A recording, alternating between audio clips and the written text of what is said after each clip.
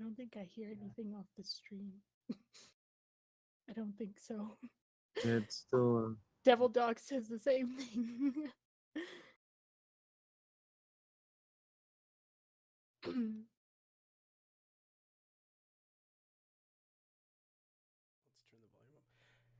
Oh, How about now? Yeah. Oh, yeah. Fearless Guster, thank you for resubscribing. I hope you can hear me talk.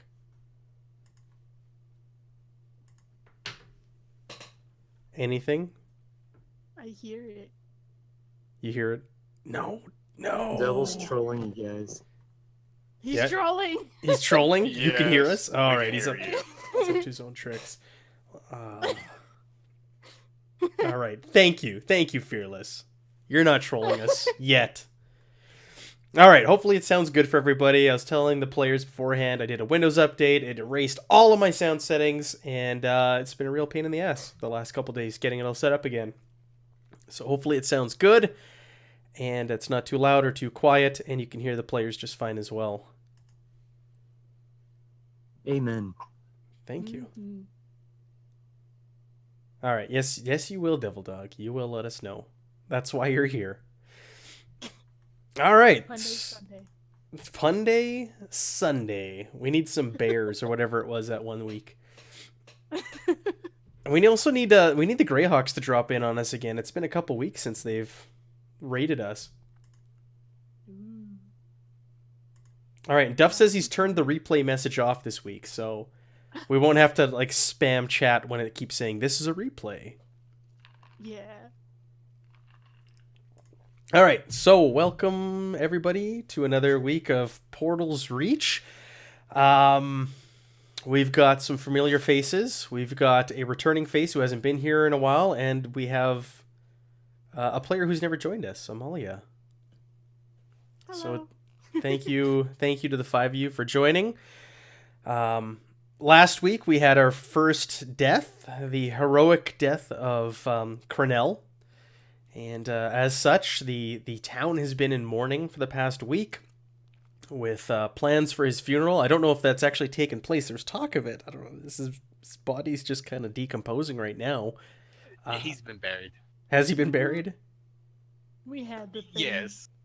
I know. Czar talked about a ritual. All hail Cornell. Yeah. That's right, Duff. The brave young warrior Cornell. So, funeral has taken place. What's that, sorry? I'm pretty sure they named the camp in his name. That's right. So, the future town that is yet to be built is going to be immortalized in Cornell's name. He also has now a waterfall named after him. And, yeah. It's interesting. He went out as a hero, saving the others, because things were looking pretty grim there last week. Oh, Devil Dog says you might need to turn your volume up just a little bit there, Amalia. Oh, I don't know how to do that on my end. Or maybe I'll just talk louder. Is this better? Yes. I'm waiting for Devil Dog to reply. I'm waiting for him to say no. Me too. See, now the problem is I can't tell when he's trolling or Yeah, when I know, he's right? being serious. I can't either. I think I can fix it. Let me see if I can adjust your volume in the game room individually, and if that'll fix yes, that'll do it. I forget you can do that sometimes. it. Okay, try talking now. Hello. Let me know if I'm too quiet. That sounds better. I think it sounds the same to me. It may have just been for you. I don't know. I know if you go to user settings and go to voice and video, you can change your output volume. Or no, your input volume. All right, let's adjust this volume a little bit. Okay. Oh. So, On his Devil Dog end, says I much think better. it's, yeah, okay. Okay. All right, we got that out of the way. So, let's get things going and started here then. Unless we have any questions or anything. Voice meter for Discord. Okay.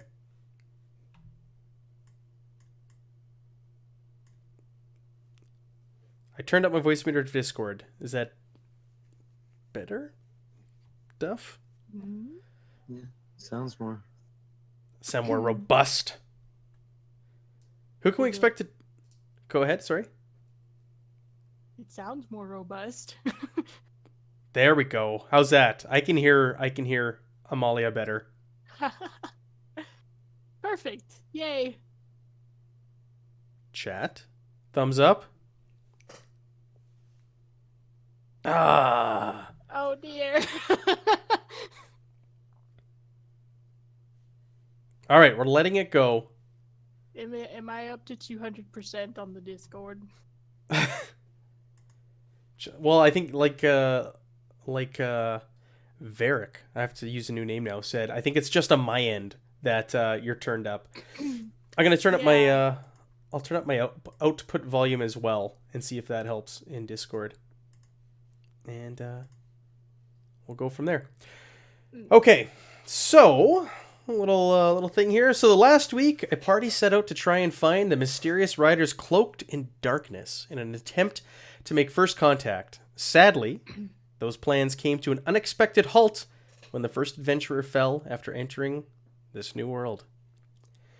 Cornell was a brave young warrior, the last of his clan. He set out to make a name for his fallen people and succeeded when he sacrificed his life to save his companions. It was a week of mourning around the camp for poor young Cornell, and it was decided that he would be immortalized by having the yet-to-be-built town named after him. Alan, still eager to be among the first to meet the beings to the west, has assembled a party to set out once more. So, let's bring up the map here. We'll do a little recap for the folks who weren't here last week on where we're going. So we got the portal marked there on the far right-hand corner. A week of mornings, yes. On the far right-hand corner of the map. And you guys are heading west through those woods towards the lake. That's where the sightings of the riders have been from the goblins. That's where they relayed that many of their numbers have been cut down by these riders cloaked in darkness. Sar is still mourning over poor Cornell. He has never lost a man in the battlefield before. Mm-hmm. Sar has not been on many battlefields before. Oh. Was this among the first? I mean, Amalia was close to him. He was only a baby. She would feed him all the time. He was part of their adventuring party with Sparkly and Alan. He was a pup. He was. Oh. Alan has been greatly put out by the death of Cornell. Well, I would hope so. That was your number one employee. I'm being asked to do introductions for your PCs. So some of you guys are returning characters and such, but we have viewers watching that may not have met you guys before. So let's go ahead and do a rundown of your characters for everybody who's watching, because we do have a rotating cast of characters that join us every week. So I'm going to start with Fantasy Grounds on my end, and I'm going to go left to right. So number one on my side is Varric. Why don't you go ahead and give us a little rundown of who you are? Who's your character? Varric is a half-elf fighter. He is of the gladiator background. He was an entertainer in his previous life of ways, both in combat in the ring, and he's also made a name for himself being a fire breather. He is basically here. He heard about them needing people, and he's here for the adventure. He just wants to get the most out of life, and it sounded like a wonderful chance to explore a new place and enjoy himself. He also may or may not have slept with the wrong noble's wife, and they want his head. Wow, it sounds like you're going to get along very well with Alan Whitty. Oh my. Or that's his competition. Yeah, right? Look out, Alan. There's another one of you around here. All right. Oops! Did that Bane hit the half elf? Oh, and he's down. Oh man. Thank you, Varric. Amalia, why don't you go ahead and give us a little introduction on your character? Okay, hello. I'm Amalia. I am a halfling wizard. Amalia is this short little thing, very motherly, always wants to feed you. She has long blue hair that she keeps blue with her magic. Um, she has blue-green eyes, and she has a really long pair of ears, although one of them has been kind of snipped off ever since that accident. And she has now scars along the left side of her face across her eye because of her near-death experience. But besides that, she's usually really happy, very smiley, optimistic type, even though she's got these scars and everything. So, yes. What about her constant companion? True. She has a talking staff that is now a wand-sized staff that she keeps in an old coin purse as a holster now. He likes to talk and argue with Alan all the time. Alan may or may not regret digging him back up.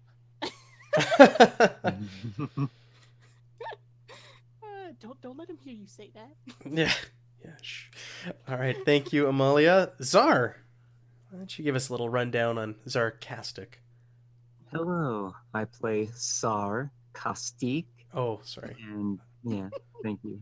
And I am an Aasimar celestial warlock who serves the Deva Melandra. She's the Deva of Radiance, and I'm the kind of guy that heals you in battle and also has words for every situation. The kind of guy that just keeps talking even after you shut the door.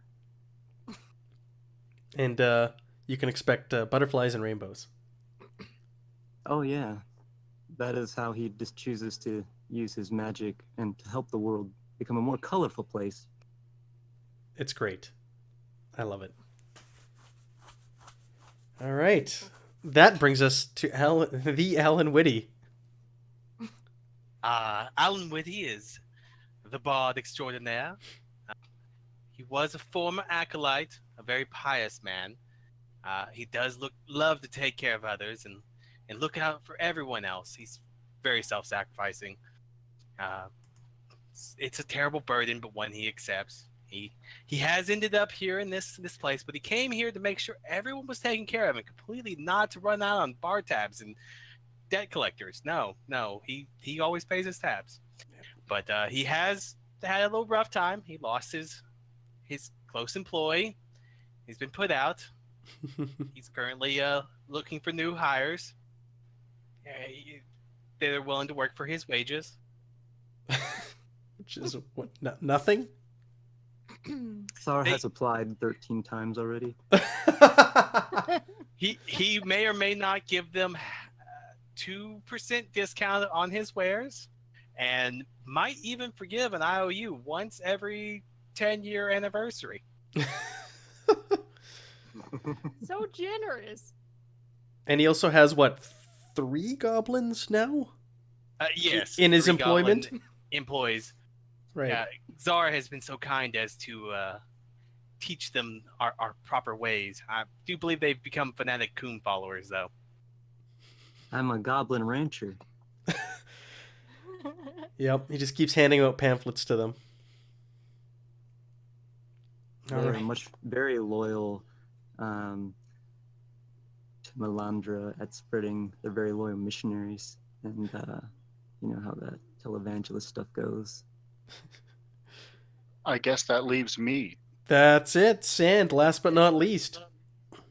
So Sand Dirty Feet, halfling rogue, he is most interested in helping his pocketbook. I ended up having to come through the portal as I was a moonshiner and a bootlegger who decided to rip off his family.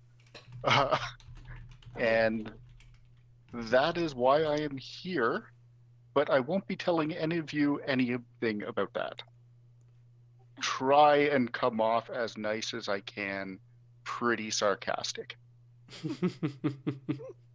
Sar already loves you, man. He's already like shaking your hand, saying how you doing, like, hey, let's be buds. Right? Same. I will be checking out the group here to see who the biggest, strongest person is, so I can hide behind them. That's probably Varric. I'm I assuming. think so. Alan doesn't go in front. No. What do you mean? He always leads battle from the front, fearlessly, completely. Haven't you heard the stories? All right, so we're going to do the same thing we did last week because we're doing a bit of an overland trek. So we're going to choose a marching order, and I'll pop up. You guys should all be populated in the party sheet. So if you head over to the order tab, we can figure that all out. And we're going to do the guide, scout, hunter, lookout thing again, where everybody selects a role. And then we're going to use that as we travel through the wilderness. And as for the ones who were here last week, remember you can choose more than one role unless you are the guide. That is the only one that we can't have more than one of. But we can have multiple scouts, multiple hunters, and multiple lookouts. You guys can all work together. So I popped the descriptions into the chat there. So let's go ahead and decide who. Yeah, no outline this time, Devil Dog. Who wants to take on what role as we travel to the west to go seek out these dark riders? Scout is all me, guys. Go By for all it. means, Mr. Sand. Please, yes. Alan nominates Czar as not the hunter. Okay. You remember how that turned out last time? You guys got what, a dirty puddle and some berries? Squabbit berries. You missed the squabbit berries. They Squabbit were berries. The scrabbit berries. We're not too sure if those were berries or something else. I can be the hunter. All right, Amalia is a hunter. I always have to remember how to say your name, and in the back of my head it's like rhymes with Somalia. That's how I always remember it. Yeah.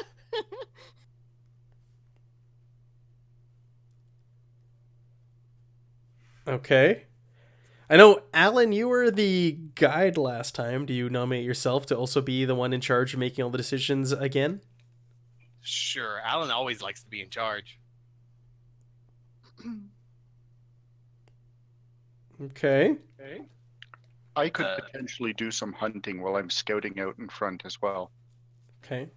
So you're going to be hunter/scout, because you would do those things at different times typically. Like once you've set up camp and all that, then you would set out to try to find food and water and provisions and such for the night. So that's why we can have overlap in roles.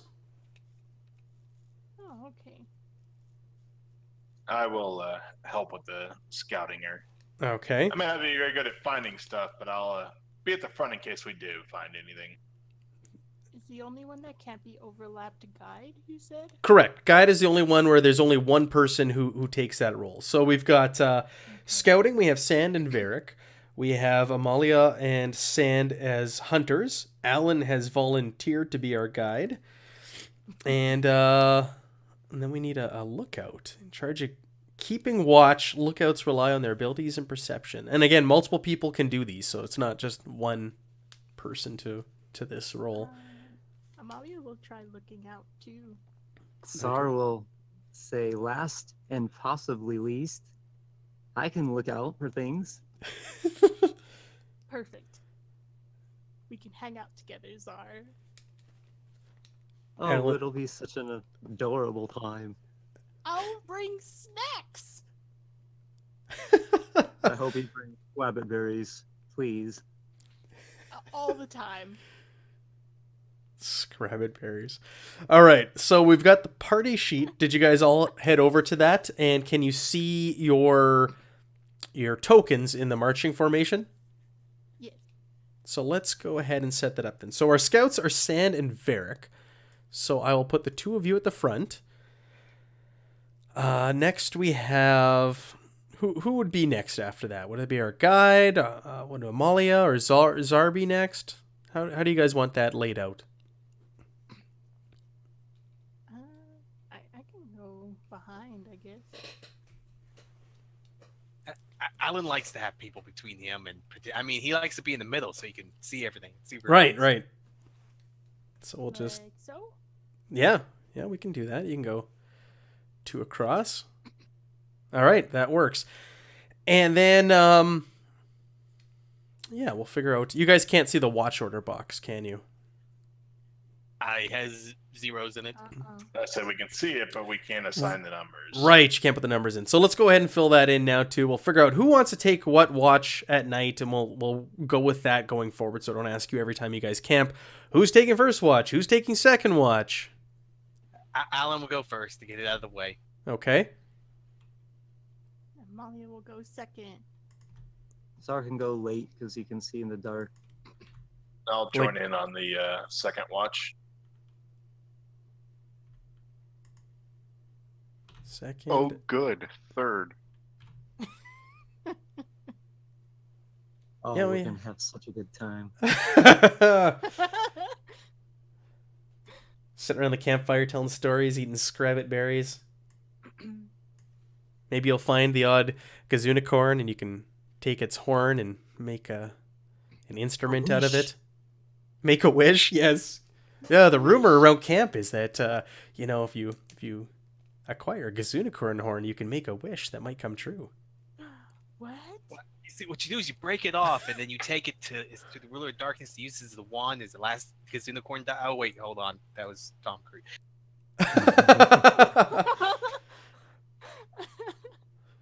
It's a whole nother movie. I've never seen a Gazunicorn. You've never. Well, maybe you'll run into a gazunicorn tonight if you're lucky. The others who made their way through here saw a gazunicorn. They're Yeah. delicious. I say sparkly, shiny. Apparently saw a sparkly, shiny Gazunicorn that none of us Yeah, saw. a special one. That's right. Oh, Glow wow. one. A glow. Well, that wasn't a gazunicorn per se. No. The- From what we understood of her description, it Oh, was right. Yeah, from how she summed it up. Someone else in the party. Sparkly things. Yeah, someone else in the party has seen that thing before, and that would be Mr. Sand Dirty Feet. Has encountered that forest creature, but he doesn't know. He wasn't here last week, so he's got no clue. I Okay, would love to make a hat out of that thing. he knows what I'm talking about. I've heard this for weeks that he wants to kill this thing and make a hat out of it. Of the Gazunicorn? Yeah, it's not a gazunicorn, Oh, but you could also Glowing. make a hat. You could have like a little horned hat out of a gazunicorn. it's like the god of deer. don't, Yeah, Princess Mononoke. What? that's don't it. kill the god of deer. The god of of deer. All right, so we have our party assembled. A group had set out just the night before to go investigate the nearby ruins that Alan and Zar, you guys came back to the camp and informed the others of. That is about a half day's travel from here. And so you guys are a day behind them, and you're heading in that direction as well. So the path out of the camp is still at the portal. So the path out of the camp to the west is actually pretty well traveled and marked now because of you guys going out there last week. There's been a few other parties that have headed that way, and we also had a group go investigate the ruins. Now I don't believe they've come back. Let me ask out a game here. Does the person who ran the game last night have they come back? Or are They they made still their out? way back, and they could possibly actually be passing our group at any time. Oh, there you go. You guys might run into each other in That'd the be forest. awkward to run by myself. Oh yeah, Varric was there, so I guess it took place and he's back already. Good point. Varric was the Or only other maybe one. he saw the rest of them and was like, "Oh, you guys are heading back that way. All right, I'll go with you." I'll tag along. I'm new here. I want to do lots of stuff. Yeah. There you go. Yeah. All right. Yeah, we'll say that happened. the party set out, and Varric was Ran like, into "Hey, y'all along the way, and can I come along too, guys?" Hey, Okay. hey, can I join your guild? I mean, So, yeah. So why don't we say that? It takes you guys about a half day's travel. You guys come across the ruins in the woods. Let me pop up a little picture here to remind you all of what that looks like. Let's close that. Oops. Sorry to the people watching. So there's the ruins. Takes you guys about a half day. As you get to the ruins, and actually on the way to the ruins is when you pass the other party, we'll say, and they relay what took place there, and that they encountered a strange elephant-like humanoid at the ruins, and they fought some gnolls there, and they give you a brief rundown of what took place, and that's when Varric is like, "Hey, you know, I'd like to join you guys. Do you mind?" And you know, Czar is always eager to please, and he has no problems. And Alan's always looking for new employment or employees, so he won't say no. body shield? What? Huh? Right, right. Yeah, meat shield. So you guys run into the other party on the way there. It doesn't take you long, like I said, about a half day's travel to get to these ruins. As you come across the ruins, though, you do encounter a grisly sight. There's a scene that you come across of dead stormorks. It looks like a battle had taken place here. And amongst the dead stormorks, you also find some of these dead elephant people that the other group spoke of. Here's just Anything a little of value little in any pockets? a little flavor image. So there's just stormorks just decimated and killed everywhere, and the odd elephant person. So you're now getting your first look at these people. They're humanoid bodies with like elephant heads, trunks, tusks, big ears, everything that you're used to seeing on an elephant, but on a human's body almost. So it's a little weird and off-putting to see this strange alien creature here, but you know, it's not the first unusual thing that you've come across in this strange new land. Sar will definitely be blessing the dead as they as we're in this area with rituals and different dances and singing and humming like monk. All right. So he's doing a little dance and a little prayer. Sand, you wanted to ransack the bodies, eh? Always All right. looking for anything of value. Of course. I wouldn't expect anything less from you. So the orcs are all brandishing it's an assortment of long swords and great axes that they're carrying. There's about I'd say 6 to 7 dead orcs. And yeah, you've been here before, that's for sure, Harmony. They're carrying weapons. Why don't you go ahead and let's do a roll for searching through these guys. Why don't you make me an investigation roll? You can make it out in the open. You don't need to hide it or anything. Anybody who wants to search the bodies. Well, Sand, I found nothing. Yeah, you're just kind of like, oh, there's dead orcs and weird elephant guys everywhere. Yeah.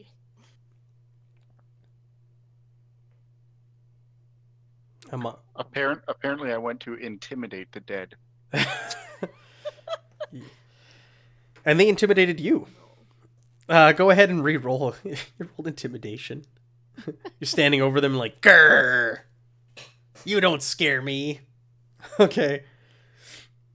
All right, so Alan and Sand, you guys are digging around, and Sand, you actually find amongst the orcs something that's strange that you wouldn't expect to find on an orc. You find this wood carved pipe. It's like ornately embossed as well, so that kind of stands out to you. A smoking Sorry. pipe. Oh, okay. Pipe. I didn't quite hear you there. Yeah. But other than that, that's the only thing that really stands out that's unusual among the dead. Here's a shocker. I'm going to pocket that thing. Okay. All right. Well, you've got yourself a nice ornate pipe. Are you gonna smoke later around the campfire? That's the game plan. there anything else out of the ordinary? There's nothing else out of the ordinary on these dead orcs and elephant men, by the looks of it. You do take note, though, of this new race that you've encountered for the first time. They do have tusks that might be good for building. It's kind of kind of morbid, but someone did ask if you could use ogre bones for building something. So just throwing out there, you've got some ivory here as well. Perfect way to make friends with them when we encounter them. Yeah, right. Oh, Hey, the bones of guys, your would you like to dead. buy some freshly harvested ivory? No, that's not the bones of your dead people. All over the walls of our town. Oh lord. Why don't we turn the orcs into leather as well there, Matt? Yeah, right. Well, that would be Paul right up. wants to make an ivory chin flute now. Oh no. Make a face mask out of them. Be like, Don't harvest the dead elephant people. Don't do it. Okay, I won't. That's Melandra not wouldn't like it nice. either. Yeah, you're right. Well, you don't know if they're friendly or not. In all honesty, at this point, the other group told you they encountered one that was friendly, but that's the only one that anybody's ever encountered. he did warn us thoroughly to stay away from the rest of his tribe. There you go. Yes. Yeah, Varric was there. So He was outcasted from his tribe is the only reason he was really nice to us, and we took pity upon him. If you see one that's pink, he is friendly, as far as we know. Well, that's To one their friendly tribe. one. Yes, to their tribe, pink is a symbol of death and destruction, and they outcast him because they brought ruin to their civilization. Oh no. oh yes, Well, Sar has pity on that poor fellow. that at poor least pink one of fellow. them's friendly, that means that we probably shouldn't harvest parts of them. Oh, all right. Not upset the good one. Don't upset the good one. Yeah, just show up and meet him for the first time wearing the bones and skin of his people. It would go. It should go well. Yeah, nothing can go wrong. Not even a couple elephant steaks. Don't- No. Hey, Sand is one of your hunters. He could be harvesting their flesh right now. I mean, if Amalia doesn't know any better, she's gonna cook stuff. But if she knows, she's probably not gonna do it. It's funny. I found these steaks in the woods. They're delicious. She would fall for something like that. She's really book smart, but she's pretty naive in the social world. Let's move on. All right, you guys are done at the ruins and the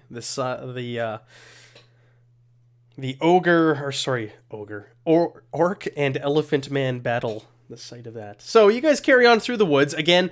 Alan and Zar have been through here, and so they are able to, especially Alan as your guide, is able to point the way, because it was only a week ago that he was here, and it wasn't too far on their journey where things came to an abrupt end.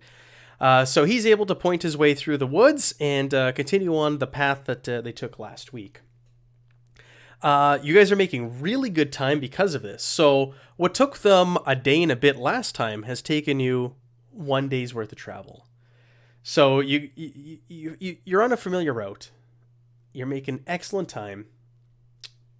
It's getting around dusk, and you guys find yourself at Cornell Falls. Oh. And you have fresh running water here. And it's a pretty good place to make camp for the night, you figure. Even though it is the site of the tragedy that took place last week. Alan will point out places to Amalia, and that's where Cornell was. He did a backflip there, and the Minotaur came out there. You can still see where the trees, well, they grew back, and they're in, he knocked those trees over, and Aw. there was a big crater there, but the water, I'm sure, fixed it. But this is where it all happened. Poor Amalia's probably like bawling. She's gonna use the end of Alan's jacket to wipe her tears. Sar will pick a beautiful bouquet of flowers and place it upon, or throw it upon the area in which Cornell fell in the water. Just like toss it above the waterfall over as all the flowers and the petals Right. fly around. Ugh, I'm going hunting. Oh, oh, Sand. You have people mourning here, and you just kind of spit and say, "I'm going hunting." This is where a hero fell, Sand. Show some respect. All right, so yeah, while you guys are setting up camp and mourning, why don't we have our hunters go ahead and make us a survival roll? You guys can go ahead and make that, throw that in the tower, and we'll see what you guys come up with. Oh, my bad. I had already That's thrown it on there. That's Want me to okay. re-roll it? No, Sand. You know, you're kind of looking around, and you know you got lucky and you found some scrabbit berries nearby, and yeah, somewhat clean water. And while you're doing that, you know, Amalia is just around the bend, and she's what are you hunting with, Amalia? What would you be looking for? Let me ask you that, because you are a proficient cook. So what would you be on the lookout for when you're quote unquote hunting and gathering? I mean, she would be looking more for fruits and plants more than anything. If she finds a creature small enough, like a scrabbit or just anything that is much smaller than her, she'll definitely like probably firebolt it. Firebolted. Pretty Oh good. wow. Yeah. Yeah. Holy man. Firebolted.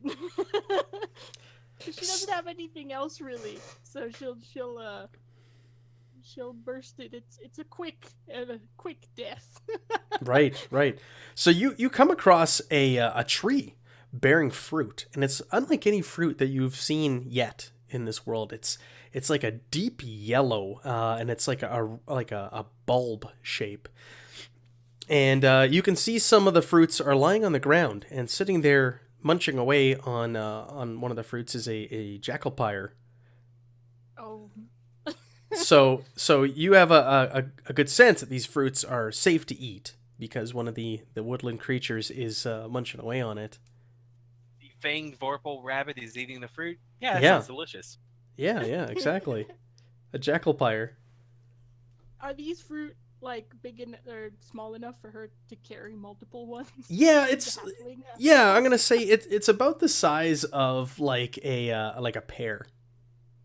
Okay. Cool. And she'll use her cloak to cup them and carry a bunch back. Just a reminder, there's a jackalopire. I don't know how you pronounce the damn thing. Jackalopire. Jackalopire. It's not spelled The correctly up horned-winged there, rabbit. but there you go. That's what it looks like. There's one of those guys Dear munching God. on the fruit you found. She And has one as a friend. and you have fresh running water right at the falls, so you don't need to worry about finding any of that. So, pardon me, Sand's around the corner, and he's like, "Oh, I found these scrabbit berries. And they're of questionable origin." And Amalia comes back, and she's just got her arms loaded with these delicious looking. She's taking a bite, just super sweet fruit, and she's kind of showing you up, Sand. The two little halflings go off and hunting, and she hit the jackpot. I'll enjoy both of them, but thank you, Amalia. Alan will partake of the delicious sweet fruit, and he'll let Kazar have his share of scrappet berries. Being a good friend here. Sar gobbles them all up. Nom nom nom nom nom nom nom. It's like, Zar, I don't think those are berries. Oh. They are. They're so juicy. You should try them. I'm telling you. No, no, no, no, no, no, no. I'm okay. I think I found the animal where those came from. And I they dropped the almost scrabbit taste berries. just as good. But you can have some fruit instead. I have so many. They're really good. They're sweet. I might make some tarts out of them if I have the ingredients for it. I'm gonna go wash my hands in my puddle of dirty water, I think, before I have some fruit. Oh no. Yeah, that would be a good choice. Varric will partake of the fruit.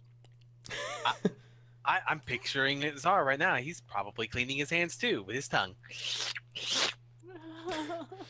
So the fruit is delicious. It's probably one of the sweetest fruits you've ever tasted in your life. It's almost like candy. It's that sweet. So And you did not see me lick my feet with my black tongue. The Guys, inside of we my gotta- tongue is black.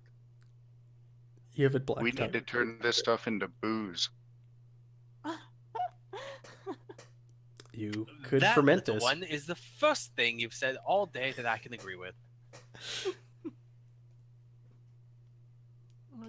She doesn't know how to make booze, but she knows how to make treats.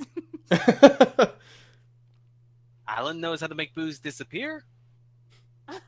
Oh, I know, Alan. I know. But now, don't say it like that. People get the wrong idea. I only partake a little bit for religious purposes. Yes. Okay. Religious purposes, right? He was an acolyte now. He was. Yeah, he's not She wrong. believed. He's not lying. Yeah, I don't know if there's I- anybody at the camp who has brewing experience or not. I was a moonshiner and rum runner. Well, there you go. Sand, you need to Now we make a have a note. bartender. Sand needs to make a note of where to find this this tree and to look for more then. Absolutely. Mhm. I found these on a tree, and they were just on the floor. Yes, You're we need to right. have a bar up and running, and Alan would like his good friend Amalia to be the bartender. He just wants to make sure she has a chance to take care of everyone. A bartender? That sounds like fun. But I would much rather be the cook. If that's okay, Alan. Sure, as long as you're working behind the counter. I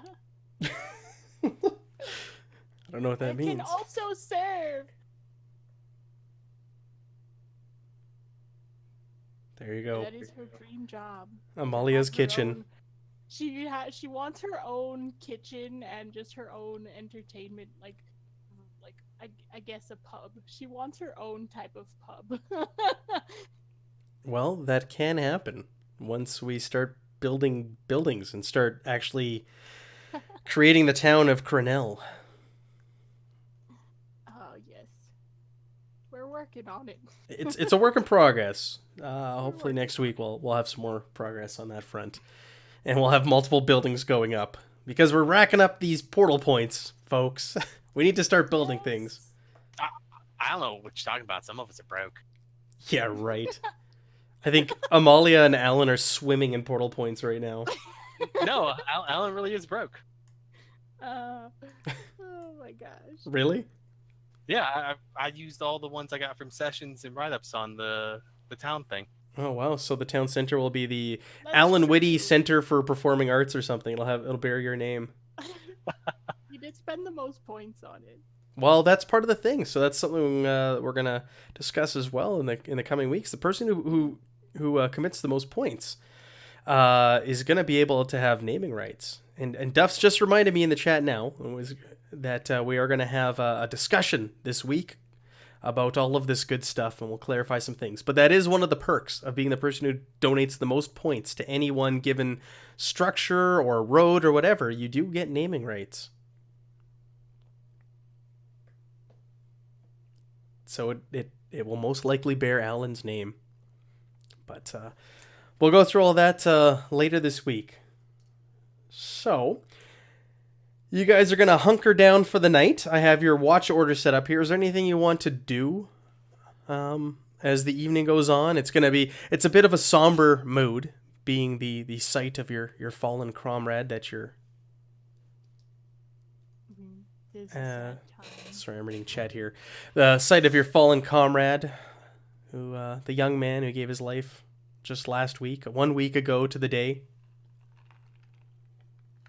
Poor Amalia. She's so sad. She's so quiet. She's sad and quiet, but you also fed your companions very well. Alan would play a song for Cornell on his lyre. The Ballad of Cornell. The Ballad of Cornell. Oh. Very nice. Brings a tear to some of your eyes. Star will join in, slightly out of tune with his chin flute. It's beautiful. When we're done eating, I pull out my pipe that is an old family heirloom. And just start smoking it. Okay. Hey, so Sand, you pull out this pipe and you start smoking it, and as you do so, you're remembering that jackal pyre that Amalia saw earlier, and as you're thinking about it, the smoke from the pipe actually forms into the shape of a jackal pyre, and it sits there briefly in the air, and then dissipates. And this goes on and on as you think of the jackal pyre, with each puff of the pipe. Huh. Do the rest of us see it? Oh, you all see it. It's like a 1 foot little 12-inch by 12-inch representation of a jackal pyre coming out of his pipe, and then it dissipates into smoke and into the air. I just saw one of those. Matt, I'm going to try and make a representation of that deer thing I saw quite a long time ago that I want to steal the head from. Yeah. Okay. Yeah. You think back in memory, and you're sitting there pondering away, and next thing you know, a little 12-inch by 12-inch smoke cloud representation of that deer thing floats out with each puff and dissipates into the air. How are you doing that? Anyone ever seen one of those? I've never seen one. No, I don't believe we've seen one of those. What is that? That was my first watch in this world. Whoa. Thing came right through our camp. What? Hmm. Sand, I dropped the item into your inventory. It's the Pipe of Smoke Monsters, if you're wondering what that is. So it's in your inventory now. You can Awesome. take a gander at that. Really cool. That's amazing. Oh yeah, I bet Czar's into that. That is amazing. Yeah, you just see him staring, and it's just quiet for once. I think that Czar and Amalia have like the same outlooks in life. And just want to do the same thing. Such childlike wonder. So the somber mood around the camp that night is also broken up by Sand's magical pipe, his old family heirloom that he has broken out, and he's using it to tell tales around the campfire of things that he's seen in this strange world. And any other creature that you think of. I can pass it around a bit and we can share stories. Oh, that's actually a pretty cool idea. Yeah. Does So anybody... it only makes monsters? I'll just tell everybody to think of what they want to show us. It takes the form of a single creature, is what the description is, and it's a 1 foot cube. It loses its shape after a few seconds, just dissipates into an ordinary puff of smoke. Interesting. She's fascinated by that thing. Everybody's gonna take up smoking now at camp. When it makes to Alan, he's going to spend it recreating the last women he can remember from his wild night before leaving Waterdeep. Or Thank you for Amalia- following, Starbreeze. Amalia's not much of a smoker, but she'll give it a puff. Probably cough it out, but the thing that would probably pop up is the big storm ogre that nearly killed her. Oh, right. A little 12-inch storm ogre puffs out of Yeah, the... because she still the has the pipe. scars on her face, and like That's... she's like, this thing did this to me, pointing at her ear and her face, because she's missing a chunk of her ear, and she's got the scars across her face, and she'll pull out Staffy, and he's like, they broke my friend. Does Staffy have any little witty one-liners or comebacks? Oh, nobody's talked to him yet. Oh, okay. Sure, maybe him and Alan will go into I deep was gonna say chat Alan throughout the may night. have this look on his face like, I could have left it in the dirt. Was it Alan that found him? Yes, it was Alan who found it and Ah. brought it back to her. Right, right. Yes. He may or Amalia may not be did regretting that. this every day. I mean, bet- Amalia went and gave him a hug because she thanked him so much for bringing back her friend, and apparently Staffy was being very kind to Alan and grateful. Yes, if I remember right, didn't Alan have like it wrapped up in a torn sheet, like a gag? Yes, I don't- he did gag him. This did happen. Oh my gosh. All right, so the night wears on. You guys... Tsar wants to take a puff of it. Oh, yeah, go ahead, Czar. Tsar doesn't usually get high on magic this way, but Tsar takes a puff of it and blows out. And what you see is like a really embarrassing image of Praetor Tsar was able to get when he was spying on him. So you just see him like in a weird position. You leave it to your imagination. I don't know. Maybe I was sneaking on him in the sauna. I don't know. You hear that, Duff? Oh. I know you're in the chat. We get our little bits of revenge. Steal his silverware, write things on his walls. Amalia has no idea that you took his silverware, so she's like, "What?" Well, wasn't there a piece of silver with a P on it, engraved on it? That Oh yes, it's been Yeah. finding bits and pieces of it Right. here and there. She has no idea. Of it. Sparkly left He one doesn't. on Cornell's body last week, actually. Yes, Alan has been bartering with Sparkly, giving her Praetor's silverware for signatures of people. What? Nothing. There's no one else's signature on his list. Oh dear. Oh, that's right. I forgot that she did sign Amalia's name on his thing, Yep. but she has no idea of that. Well, no, Alan hasn't had to call in his IOU yet. She Yeah. has no idea that she has an IOU. Duff says Prater's been looking for his special spoon for some time now. Alan still has a ladle, though. He may or may not be saving that to fight off demons. A silver ladle. Back, foul beast. How did you defeat the were rabbits?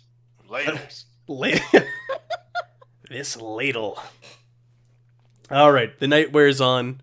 Does anybody else have anything they want to specifically illustrate with the pipe before heading down for the night?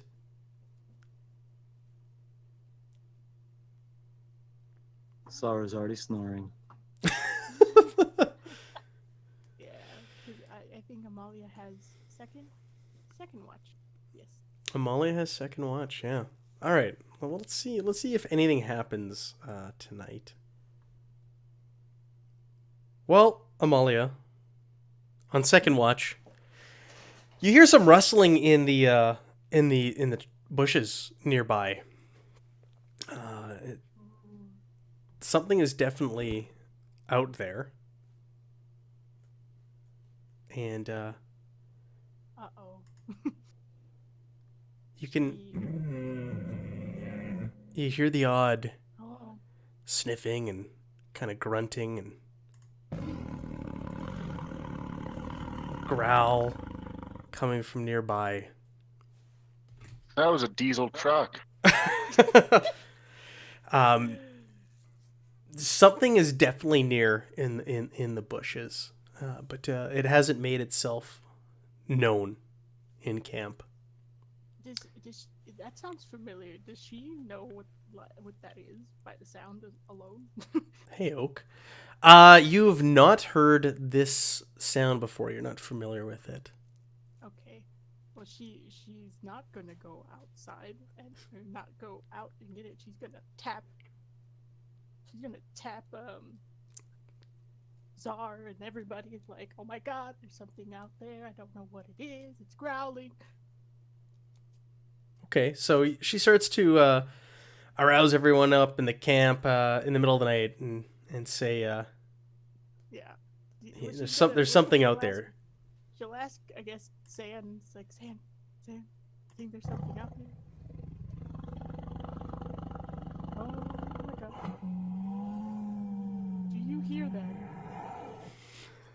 Oh, good. Thanks for waking me up. That was a good Well, you're the sound, that quiet last one. You can sneak in. Yeah. Is anybody else awake with I did rouse with me everyone here? up. Yeah, like Was are that the my rest of you? stomach? Yeah, are the rest of you waking up, or are you just kind of like brushing Amalia off, going, yeah. She did tap on everyone, like, please, there's something there. There's something there. Alan knows this this routine. What? Is Tavern on her back? I promise I'll pay tomorrow. No, there's something outside. I don't know if I want to sneak up on something making those sounds hiding in the dark when I can't see so well out there. I'm gonna pick up a branch that's in the fire. Oh, okay, yeah. And you just want to kind of hold it up to that area, or what do you want to do? Yeah, see if I can see what's over there without getting too close to it. Why don't you make me a perception check over in the tower?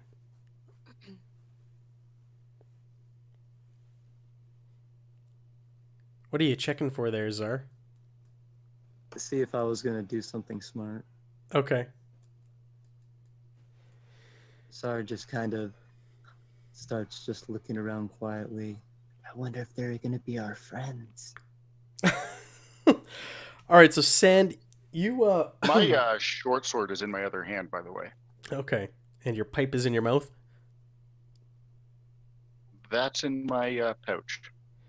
So you start stepping not into the bushes, but just kind of towards them to get a better look, right? You're not just like charging in blindly, I assume. But you start walking closer and closer, and as you do so, this face, this like ape-like face, pops out of the bushes and surprises you. And we're gonna go ahead and roll some initiative here. We're on a familiar scene. Recycle some maps here. Let me show you what you see. Sandy, see this thing staring back at you? It's a four-armed, two-legged, big ape-like creature with large tusks staring back at you in the darkness. As you shine the fire towards it, you see it's like a white color. So it was almost like blending in or camouflaging with the moonlight, the sort of silverly white it is. Whoa.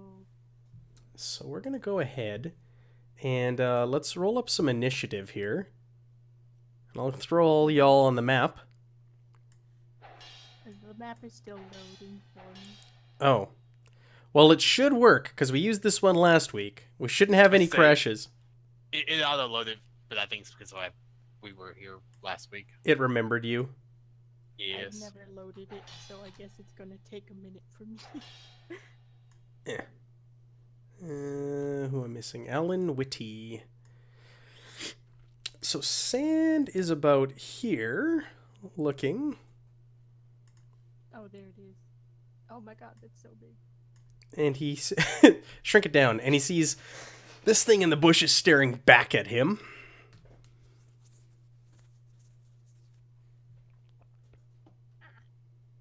I need to. I'm never investigating bushes again. It's like the size of a gorilla or ape, if you're wondering, like size-wise what this thing looks like. But nobody has ever encountered one of these before in this new world. So here's another animal to add to the bestiary. And Amalia, you are up first, so we can let me know when the map loads for you. It's loaded. It's just a very big map for me, so I gotta scroll. No up. worries. There we go. How's the sound on that music for you all? Is it too loud, too quiet? It's good here. Okay. I hear the sound effects and stuff. I don't hear music though. Oh, I hear some it's drums. Very, And... Drums. yeah, very faint. Very faint, the drums? Yeah. For me, they are. That might just be me. How about everybody else? I can Pretty hear good. it. That's how I hear, is it? Okay. There we go. Awesome. Okay, so Amalia, you're up first. So Sand walks over. He's got his arm outstretched with a branch on fire, and out of the bushes, it's up on a cliff. Also, for the folks who were here last week that remember, that is a raised area. This like white face with these large tusks pokes out of the darkness and lets out a roar and a growl at Sand. Oh dear. Okay. She will.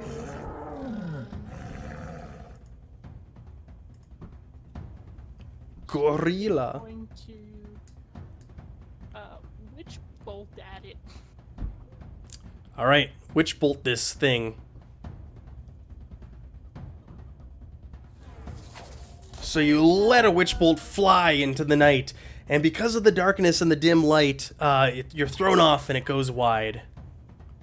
Darn. I should throw the little flag up there so we can do our turns properly. There we go. I kind of know what I'm doing. All right, so this thing is going to react. And Sand, you're standing right in front of it. So this thing leaps down at you. And it lunges at you to bite you. And it sinks its tusks into your flesh. And Alan is actually going to cutting word 6 of that damage off of it. Okay. Did that automatically take effect? No. No, No, it did not. I can build that as a thing. Okay, yeah, we can do that. So that's very kind of you, Alan. So build it as a heal, A pretty heal, much. yeah. Okay, so this thing sinks its teeth into you, and then what does it look like, Alan, when you did that? How does that? What is it? It's literally me going, no! Okay. No, and just wagging my finger at it. So it sinks its teeth into you, but it doesn't seem to bury them in very far. It meets some resistance, and it lets go, and it starts swinging at you with its arms.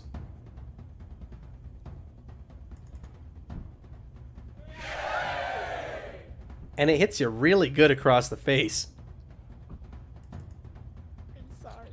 I'm sorry. Yeah. That's the first 20 of the night, folks. For the DM. It rears up and roars, and it swings one of its forearms at you and connects and hits you in the head. And you're kind of like, ooh, in a daze. And it swings at you with one of its other arms. Oh my god, I rolled a 19. And connects. Is this like a repeat of last week? Am I going to kill someone at the waterfall going again? Down here, guys. No. And it's very pleased with itself. It stands up on its hind legs and lets out a growl. All right, Alan. You are next, sir. Let's see. Squirt. Yep, we'll try this. Alan's going to cast a little spell with his lyre in hand. Oh no. Oh, perfect. This thing is going to picture a tree next to it, just turned into a really big snake and is now attacking it. Okay.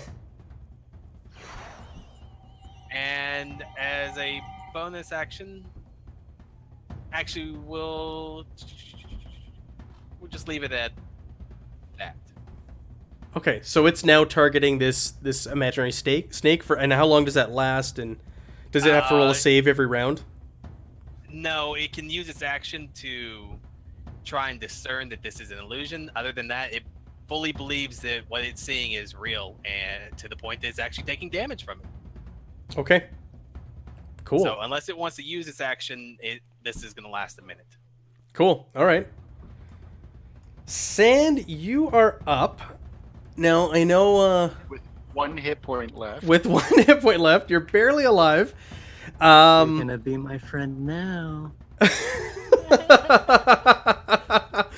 You that wasn't creepy at all. You I know you're rogue. You don't have Thankfully, I can disengage this thing. you can disengage, but you don't have your attack of opportunity or whatever the heck it is, right? Because you don't have an no one ally else within. is Right. beside it. Yep. I know it's been a while since you played, so I just wanted to remind you. I can attack it with my 2 daggers though and disengage, right? Mm-hmm. You sure can. It's your cunning action or whatever. I think you can only attack once because your second attack is considered a bonus action if you're using your disengage as a bonus action. Good call. Thank you. So you take 1 swing with your Not dagger. walking encyclopedia. I have my short sword in my. Yeah, all right. So you swing. Yeah, you did say you had your short sword in your other hand. And you connect with this this large simian creature standing in front of you that has just beat you within an inch of your life. So go ahead and roll me the damage. You're a little intimidated. You're kind of like, you get just the fire up, and you're just kind of stabbing blindly at this guy, and you hit, but it doesn't connect with the force that you hoped for. You graze it, and you run behind your friends. Now, just to play devil's advocate, Mm-hmm. for the purpose of the sneak attack distractions and whatnot, this thing thinks there's a gigantic snake beating on it from right next to it. Would that not distract it? That's a good point. That is a very good point you bring up. To be honest, It's one of those great things. There's no It is. rulings for it. When in doubt, roll it out. let's see here. You know what? Let's go with it. Roll me a d6. I like it. Okay.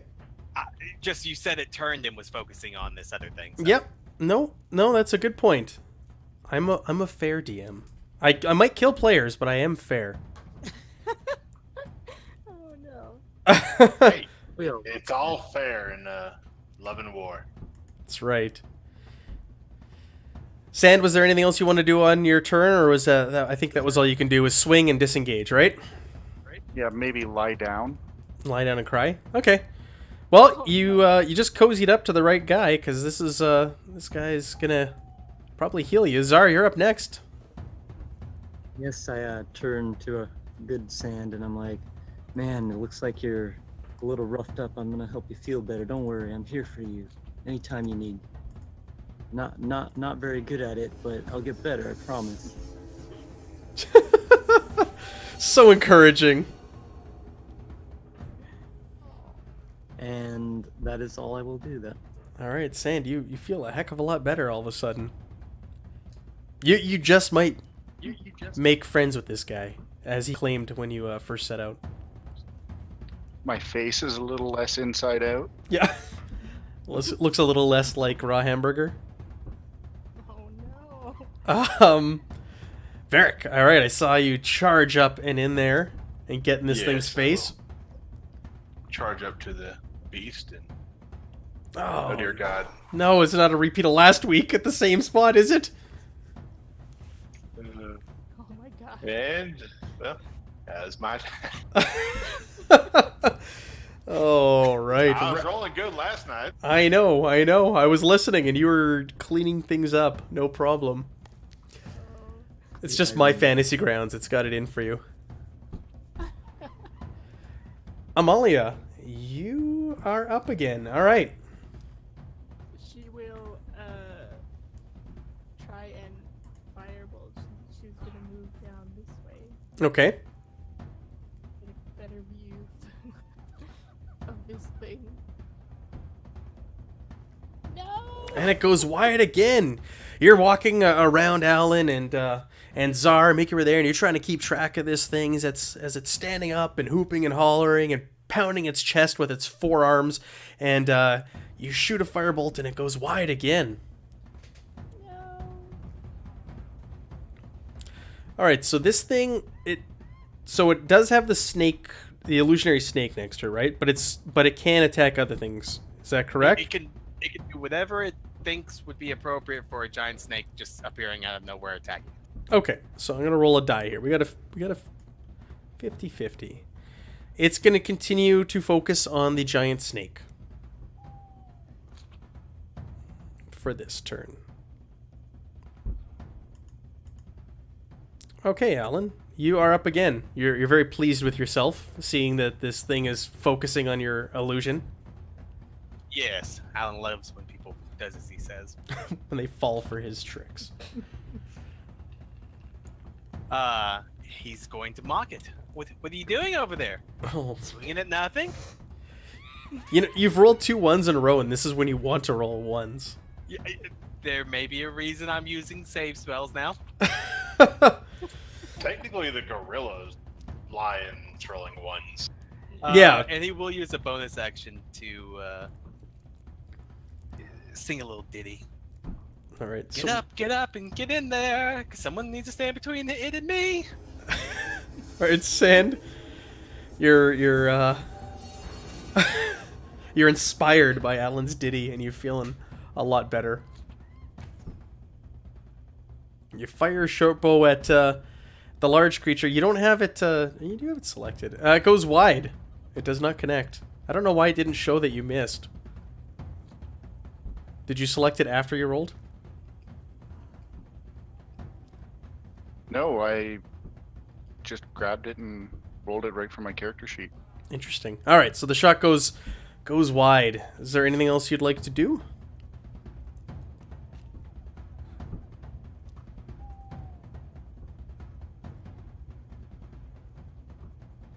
You can move. You know what? I think I'm actually going to use my bonus action to hide. Make sure this thing doesn't come charging back at me. Okay. And I'm going to hide behind Alan. After he sang you that ditty. You want to hide behind Alan. All right.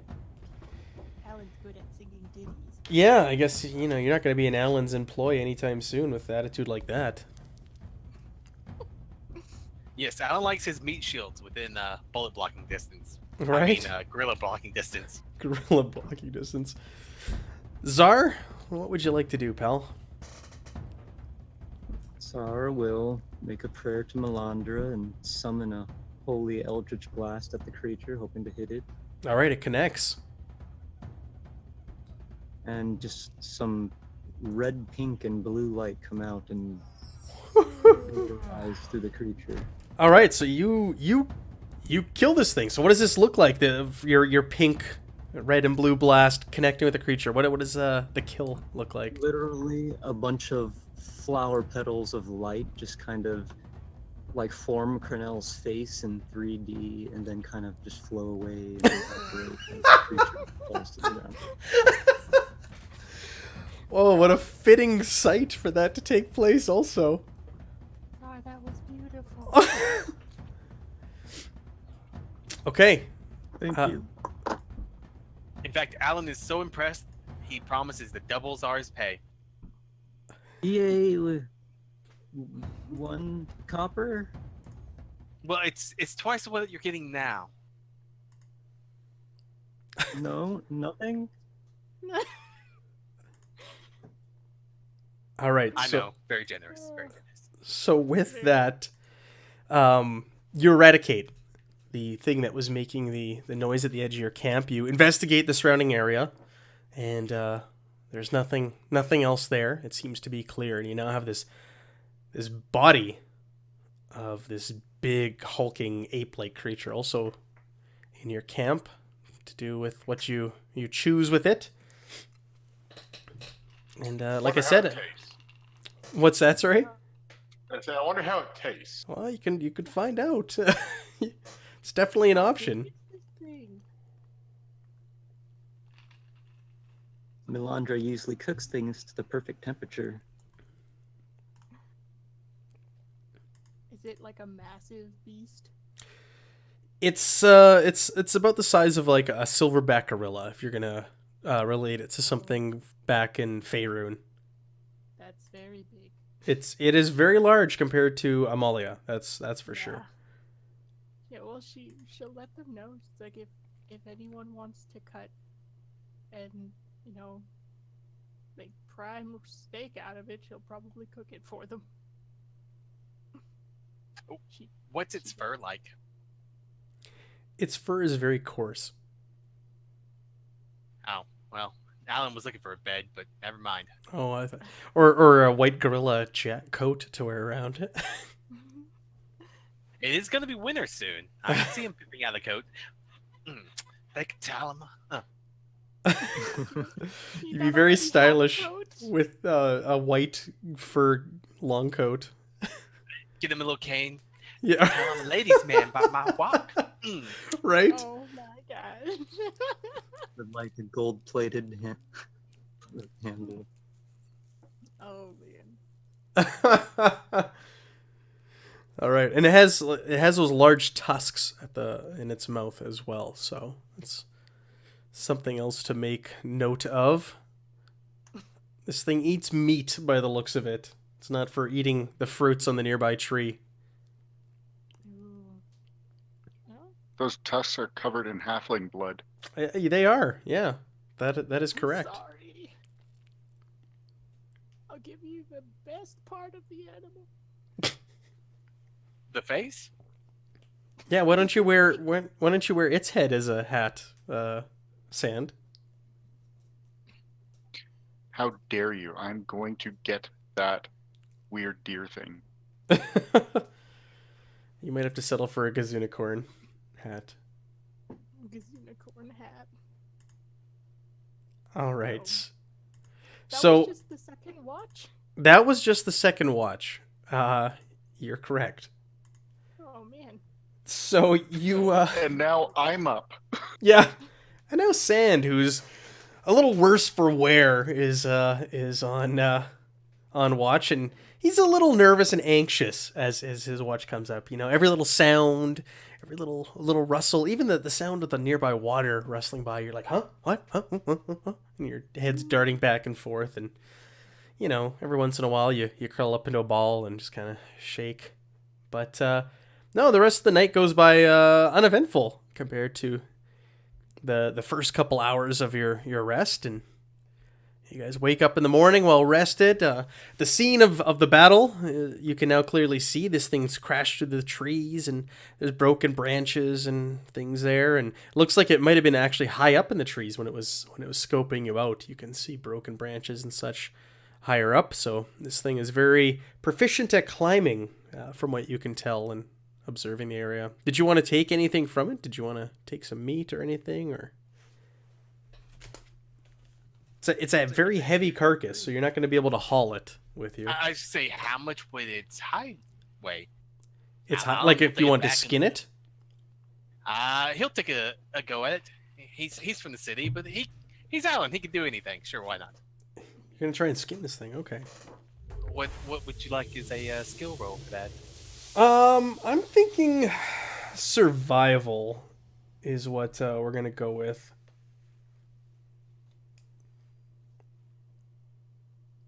Yeah, you know, it's your first time doing this, but you've seen others try to, or not try to, but successfully skin an animal. And you go back to what you saw with them. You start, in a certain section and work your way around, and you actually do a pretty good job of cutting the hide off this thing. It's fairly clean, the cut, and you didn't ruin or blemish the fur at all whatsoever. So you have yourself a white fur hide. Perfect. How much does that weigh? How much does it weigh? Oh, we're gonna say about 5 pounds.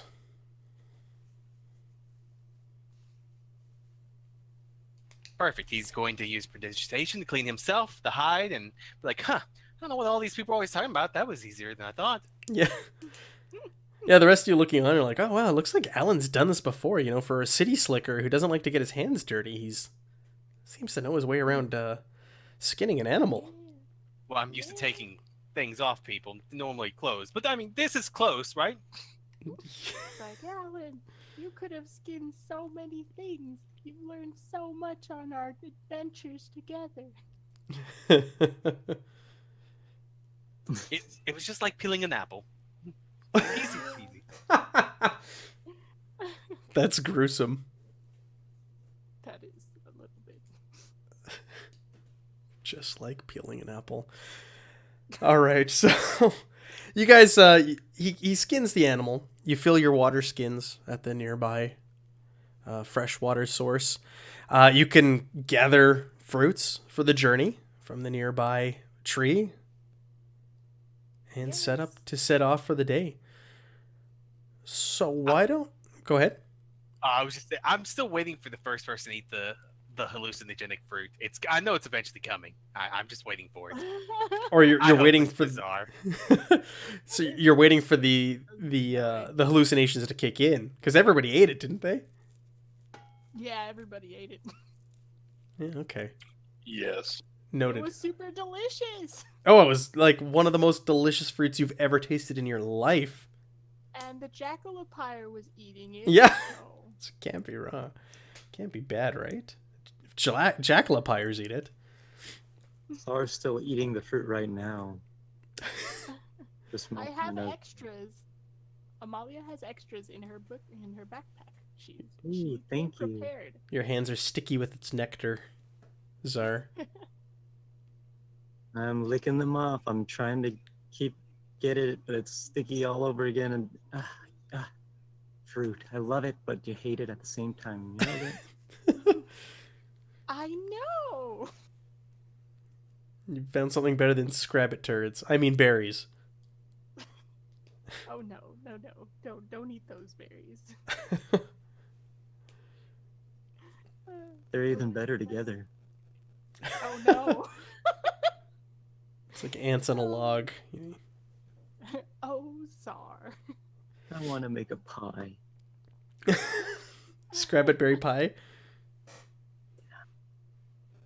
No, Lord. Okay. So before we set out for the day, we're at an hour and a half for our session here. Why don't we take a little bit of a break? We'll take a 5-minute break, and then we will come back and continue on with the journey. Nobody died here this week. That's good. Almost. Yet. Not yet. Here, though. Specifically here. So... Yeah, well, you can't pile them all up in one spot. Haven't you ever camped before? If all the dead bodies there, no one comes around. Yeah, that's right. Yeah, it smells like death, right? Oh no. All right, so we're going to take a 5-minute break here, and we will be back, everybody.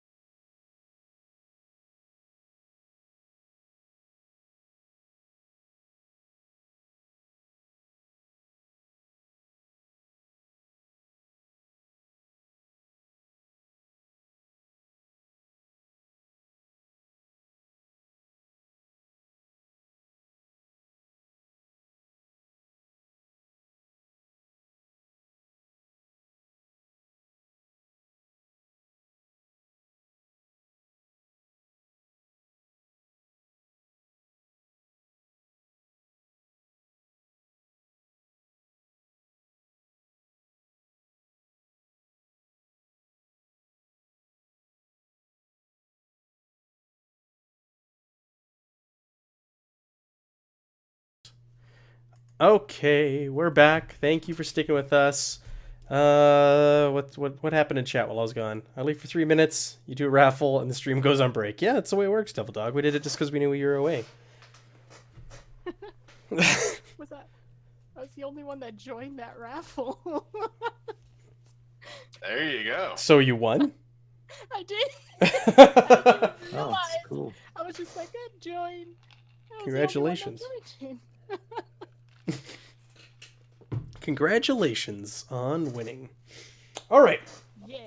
So you guys fill your water skins, and you've got your fruit. And nobody harvested any meat off of the ape, did they? We're just gonna. Oh, I I thought think they we did. did. Oh, who I harvested the meat? At least somebody would. I mean, I- if Thor would someone try, likes but he might Amalia- butcher I mean, it's already skinned. Yeah, Alan took the skin Thor off of would it. try, but he's gonna butcher it. if someone lets Amalia use a knife or a dagger, she will cut some pieces off and keep some for future effort. Or Okay. for breakfast, because we probably woke it up by now. Yeah, for sure. So she would definitely do that. She is a farmer after all, or was. That she was. So she's been around butchered animals or butchering of animals. she's had her fair share of different types of butchering. Okay. So, yeah, you guys are able to hack some meat off and you're not going to cook it or anything, so you'll just have some raw meat on you, and I guess you can cook it later on in the day. Yeah, At this whenever point. breakfast rolls around. Yeah. Yeah, exactly. And second breakfast and brunch. All right, so you guys, All the time. after you guys skin the animal and all that, you pack up your belongings and you head off. You leave Cornell Falls. You know, you remember your friend and continue on your journey that you set off on last week that ended abruptly here in hopes of completing it this week. Yeah. So you travel westerly through the woods. And after a few hours, you guys actually come upon what appears to be, upon closer inspection, there's a clearing and almost looks like it's a road or a path. But you look at it closer and it looks to be like an ancient road. Like this is almost like cobblestone, like grass and everything has started to sprout up and grow around it. But this was definitely built and engineered by someone or something at some point long ago. It's in a far state of neglect, but it appears like this may have been like a well-traveled important road at some time in the history of this world. So you guys head off on this Can thing. we? Yeah. Sorry. Go ahead. Can we try to discern how long ago this road was in its prime? I guess we'd say, or how long it's been unmaintained or whatnot. Yeah, why not? We can you can go ahead and attempt that.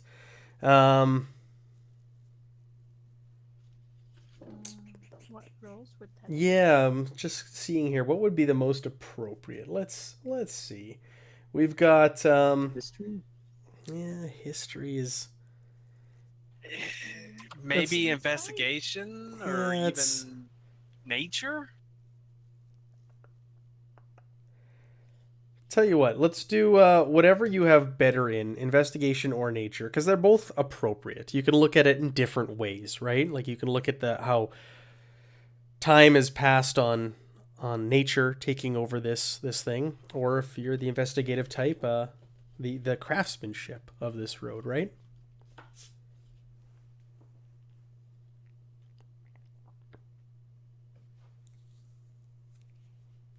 All right, so Amalia and Alan both look at this thing closely, and you look at it in different perspectives. Alan, you're looking at the craftsmanship and the build of this, and you're looking at the wear and tear, and you're trying to get past the natural wear on it, the weathering, and actually look at like, oh, that's interesting. Yes, I cleared the chat. Was that? I saw a question there. Yes, I cleared the chat out after the break. So you look at the wear and tear of like boots and feet and wheels and what that would have looked like. And you can see signs of it, but you cannot determine just how old it is. It appears to be like ancient. And the same thing for you, Amalia. You look at the nature side of it, and you look at how the grass and the plants and everything is starting to take over, and the weathering, and you're not really able to discern either. The two of you compared notes, but you both come to the conclusion that this is ancient. Alan actually is going to stand up and very confidently say, this sword has been used in at least 400 years. You're not wrong. You're not wrong. In fact, you see right here? There was a merchant cart went right here 431 years ago. To this day, there's a sign I can tell. Oh man. Yeah. Ooh, wow.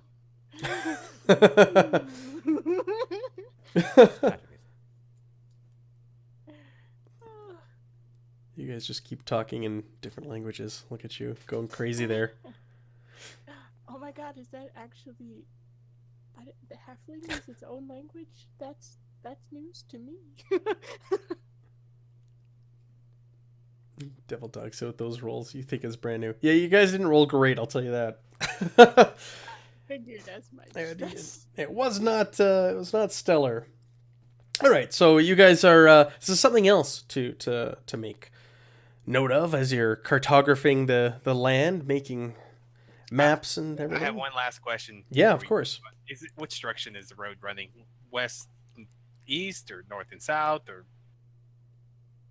So when you came upon it, the direction you're going, it's heading due west from the appearance of it, where you've come onto it, but it looked like it hooked from the south. Like it's come from the south and turned westerly now. Because if it was continuing in the direction now, it would have gone right to camp. So yeah, it's hooked from the south and to the west towards where you're headed. Perfect. So we need to go south eventually to see where this came from, and then we're already going west. There you go. All right, so you guys continue on down this road. Sand, I think you've traveled on something like this before in your adventures. But you guys head on down the road, and the hours are passing. It's pretty uneventful. You've got your normal forest noises all around you, birds chirping, the odd little, like a squirrel chirping away, and you see the odd little creature, scrabbit, and things like that. As the hours pass, something does strike your attention as you're traveling. You notice a raven circling overhead, and it starts to descend more and more and more and more. And it's getting closer and closer to all of you. And it lands on Czar's shoulder and just kind of stares at him for a moment. Tsar stares back, trying not to blink. He's gonna win. He's gonna win. Oh. You're having a staring contest with. You said this was a bird? Yeah, the rest of you guys see this.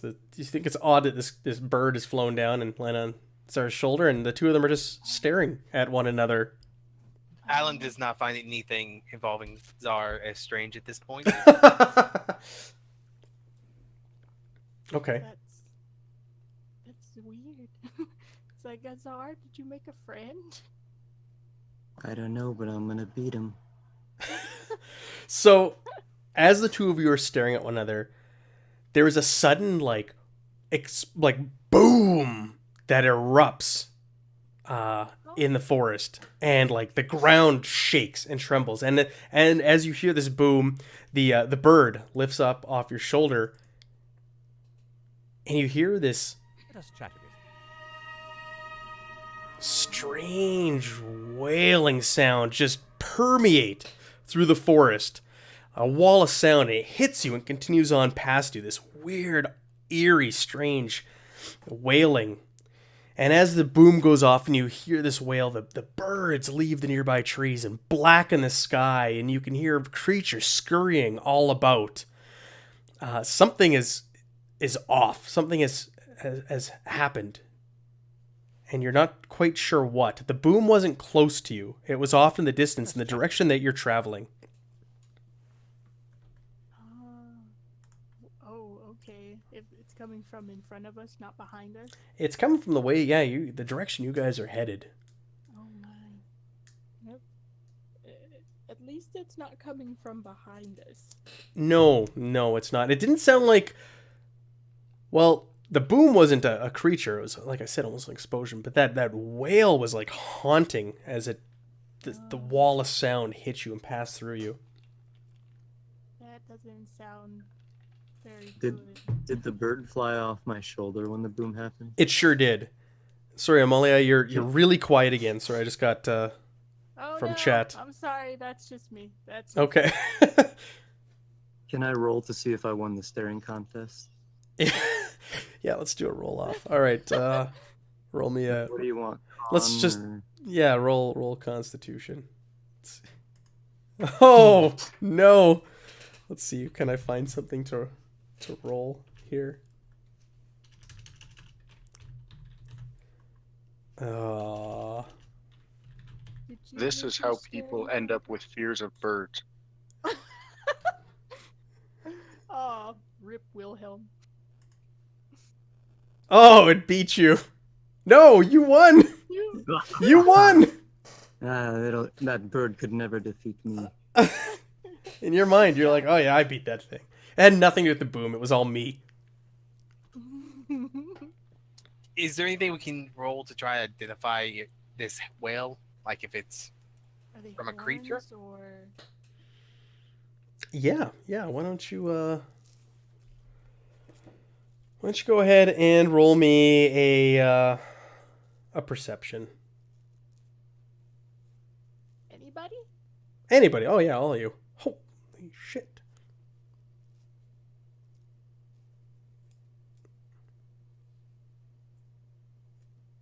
Oh, you wanted it in the tower? That's fine. That's fine if you No. rolled out in the open. I don't mind. It's not the end of the world. So Czar and Sand and Varric, the three of you, it sounded unearthly to you. Alan, you actually, it sounded unearthly, and it sounded, but it was natural. It was almost like the forest itself was letting out a wail, a scream, a gasp. You rolled a 20, Alan. Just so you know. That's why you picked up on more. Yeah. So they're all like, "Yo, that was weird, it's bizarre," and you're just like, "This felt like the forest itself let out a scream." Don't worry, guys. This stuff happens all the time. We used to run into this in the woods near where I grew up. It'll be perfectly fine.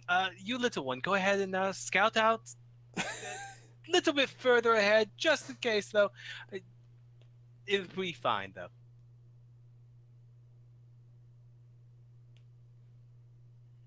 I mean, that is my job. Sand shrugs, yeah. Pulls out his pipe and starts smoking. I don't know. Matt, I'm going to stealth up the pathway a bit, see if...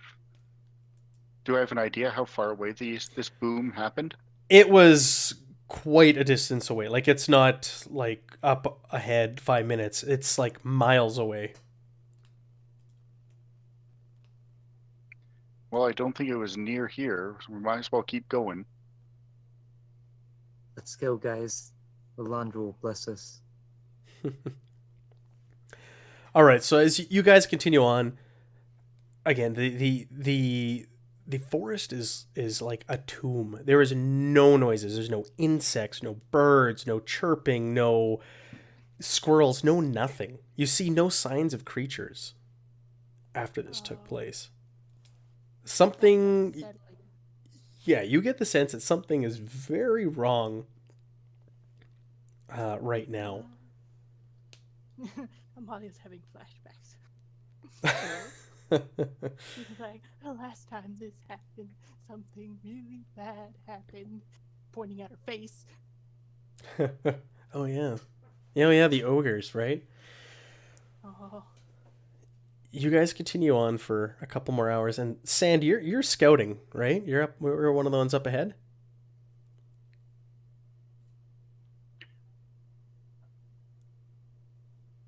I take your Yeah, so now I'll be scouting slightly behind him because I know I'm not near as quiet. I don't want to give away Right. his position.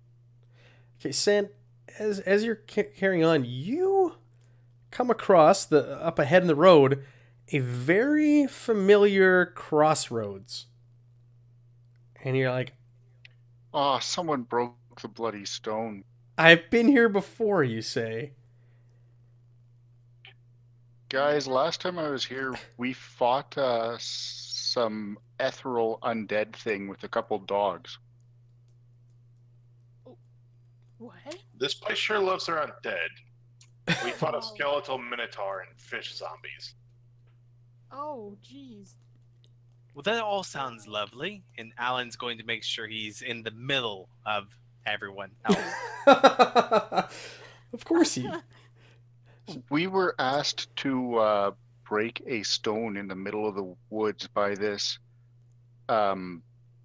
bear human thing, Sinmala. I don't know if anyone has met her yet. And we were led by her father, Ghost Dad. I suspect someone has broken this stone that is up ahead. Oh, no. So as you're talking, Sand, at the crossroads appears a familiar sight to two of you. Alan and Sand have both seen this ghost before, and it's Oh, Ghost my God. Dad! and What? it's What? it's I have to Our remember, talk to I Ghost Dad a lot. haven't seen him now. It was a previous life. it was Crenell, yeah, who saw Ghost Dad before Crenell and Oh, Alan. no. I talked to Ghost Dad a bunch. Amalia's never seen Ghost Dad, so she's kind of freaking out a little bit. So he's Alan's going to pat her on the head. Calm down. It's all right. He's a friend, sorta. Just don't eat the pudding pops. But yes. Howdy there, father. So Ghost Dad materializes at the crossroads, right where the white appeared last time with the spectral dogs, Sand, and he's just pointing, and you know where he's pointing. He's pointing in the direction of the monolith, the stone altar that you were sent to destroy previously. Ghost Dad, shake your head yes or no if that scream, that bang we heard was the monolith getting broken. Ghost Dad does not react, it just points. Just stands there looking at you blankly, pointing. Bloody Ghost Dad. Ghost Dad? Whose father is this? The only woman I have seen in this entire land that isn't armed to the teeth and probably would hurt me. I say we follow him. This is Sinbala's dad. He's the nicest guy ever. He's like my adopted dad. Sand had some good information that he dropped there about Sinmala that others had not seen, that she has certain abilities. Yeah, Samala can turn into a bear. Oh. There's a woman that turns into a And bear. I that has would a not ghost dad? fight her. What She's really is this? friendly too. I've been to her house. Oh, well, as long as they're friendly. I mean, look, I trust you. Sand has been to her Sinmala- house. That's where he met Wilhelm and brought Wilhelm back to the camp. Alan will let Amalia know that Samala actually helped rescue her from the orcs. Yeah, they're the She reason we even saved you. risked her own life and was wounded badly. Really? All trying to save you. Yeah, the bear lady and the ghost daddy are your friends. Okay, she will go up to Ghost Dad and attempt to shake whatever hand it's got like, thank you, thank you. He's a thank you, ghost. thank Yeah, you." your hand passes Yeah, like right no. through it. I know, through but him. she's silly, so. Again, her social standards are very naive. She's friends Gotcha. with Alan. Enough said. She has no idea of Alan's misdeeds. Alan has no misdeeds. He is a perfect angel. He might as well be a saint. But yes, she will thank Ghost Dad, and then she will tell him that if she comes across his daughter, she will feed her, feel her heart's content for saving her. That is her thanks. And she sees his arm pointing, and she's like, "Let's help them!" And she just kind of goes that way. Oh, but be careful, not without us. It could be dangerous. She Matt, welcoming. is it nighttime at this crossroad? It's not, but that's a good point. It was when you were here. I don't know if you want to Last relay that time to the I was others. here, it was in permanent night. And Ghost Dad wanted us to break this stone that would supposedly stop that. So I do think that this stone thing up ahead has definitely been smashed. So that Perhaps must we be should check it out and see if we can find out what smashed it and why. yes. All right. So you're heading off in the direction he's pointing. Sand indicates that that's the way towards this this thing in the woods that they were tasked with. Let's make that Ghost Dad go away. Ghost All right. Dad. So you guys, pardon me, head off in the direction that he's pointing. And he's now floating along beside you. He's accompanying you, Ghost Dad. Similar to when you came through here, Sand, but when you came through, he was leading the way. He's now accompanying you and flying with you. And you guys head off in the direction he's pointing. And the woods get really dense. Like, dense. And if you thought what you passed through before after that boom went off was quiet, this is like 10 times more quiet. Like, there is not a sound. It's deafening, the silence as you enter through.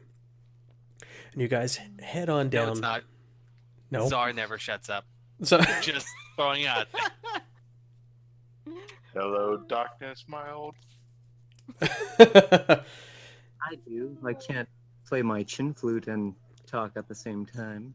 Or can I? He's gonna try now. Yep.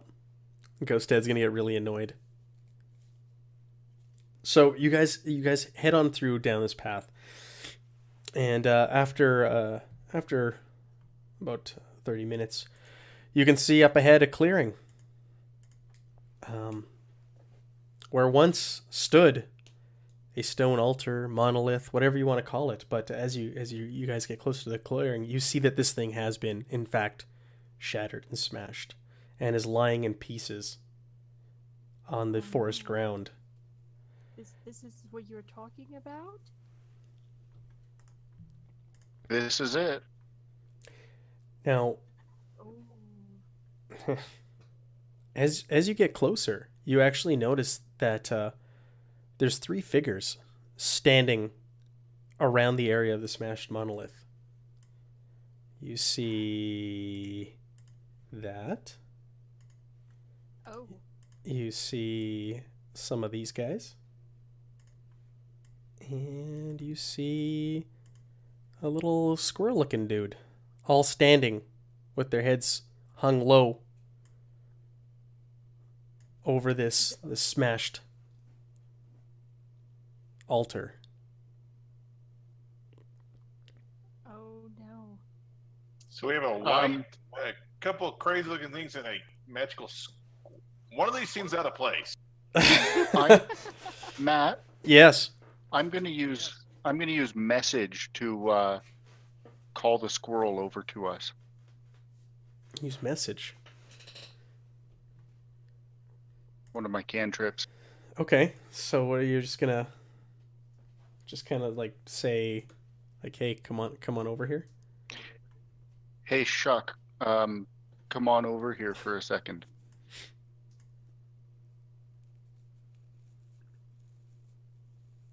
Okay. So you send the message to Shuck, and he slowly turns around and he looks in your direction, and he looks very sad and also angry, and he just turns back and puts his back towards you yet again. Oh, and the spectral ghost thing also has two spectral dogs on either side of him. Oh They're man. they're not attacking anything. They're just looking sad over there. Sad with their backs to you, looking down. Yep. Oh, Amalia's all up in that. It's like, what's happened? What's wrong? What's going on? So you're Alan's gonna face palming and Yeah. watching from a distance. approach them. I mean, she sees sad people. Yeah. And she wants to find out what's going on to help them out. Yeah. So No, they're she's going definitely to sad. approach. So as you get closer, you see that they are standing over the smashed monolith, but there's also something else they're standing over in their mourning. And it's this creature is lying there dead, and it's like in a state of decay. What was once alive and thriving with nature, you see, like, is just like fading. Leaves are flying off of its skin, flowers are dying, it's starting to decay and go into the soil. Is that the thing that Sand saw? I want its head. Don't know. Oh no, See these Harmony's people? in the chat and she's like, no. Yes. I'm going to wait for them to leave so I can go for its head. Okay, so Amaya, as you get closer and you see this, the creatures turn towards you, and they all have stern looks on their face, and they're angry, and the darklings, the middle image there, they turn and they say, you did this. You did this. Ever since your kind has come through the portal, there's been nothing but bad things. What? This is my first time here. Guys, I've been here before. I talked to Shuck before, and we decided not to do any damage to this thing. Alan will come and be like, "Oh, that wasn't us. We're innocent bystanders, just passing through." That So, creature. No, go ahead. As I just got here a couple days ago. I'm not sure what's going on. oh, yeah, I've never seen this before. But I feel for your loss. I don't know what's going on. This creature reminds me of good dreams I had while we were camping in the woods here. Oh, That's true, sir.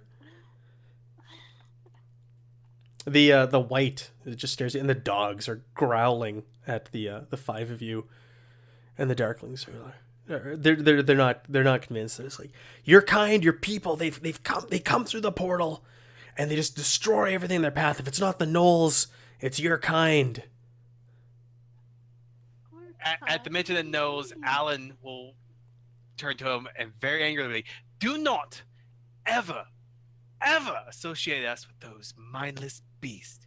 We've lost their people as well." The ultimate shiny is dead. Yes, it is.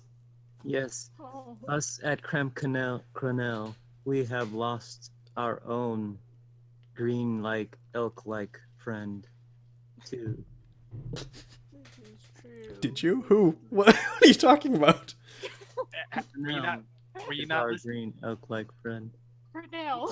When Cornell's a green. we were like- basically berating them for basically tying us in with Knowles since we just lost Right. one of our own to him. Yep. No, I got that. I just didn't know who your green Okay. like elk like friend was. Czar having. That's Cornell. Yeah. He's Okay. describing Cornell. Oh my gosh. All right. The Shuck speaks up to you, Sandy. I told you not to do this, and you didn't listen. We did listen. We left. No, We didn't touch this. no. A group of you dressed in black came here and smashed the object. We've been hunting them. Yes, we're trying to find those bad guys and get them out of here. Talk them into surrendering and being good people. My friend here is very persuasive. He's going to convert them to this glorious new religion, Kum. Have you heard of it? Yes, Kum Passing out by pamphlets. my friend Ah. The the the creatures standing in front of you look very unimpressed by your pitch to convert them to your religion. Actually, hold on. The Cool. white thing is full on evil, so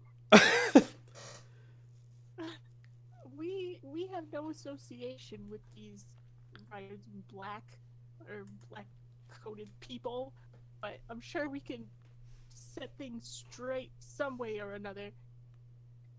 do you know which direction they went? They left to the west, say the darklings. They went back the way they came. Just go, just leave. You don't know what you've done. And you don't know the repercussions now of what's going to take place because of your deeds. Aw. Please tell us. You're no longer welcome in these woods. But we can try to help. You can help by leaving. And the dogs are just growling at you, and that the white that you encountered before their sand is brandishing his blade. Guys, this is not a fight we want. Well, I guess we should do as they say. Ghost Dad is now floating away from the scene. Or Sarge. should we follow Ghost Dad? Sar just says, we'll be friends some other day, don't worry. And then turns around and walks away. Throws a pamphlet in the air. Yeah, he just hands a few of them out to them. All right. As you're leaving the area, you can see that the trees surrounding this clearing that were once full of life are withered and like dead, and it seems like it's almost like it's spreading at this point, slowly. Why don't I get everyone to make me perception checks in the tower?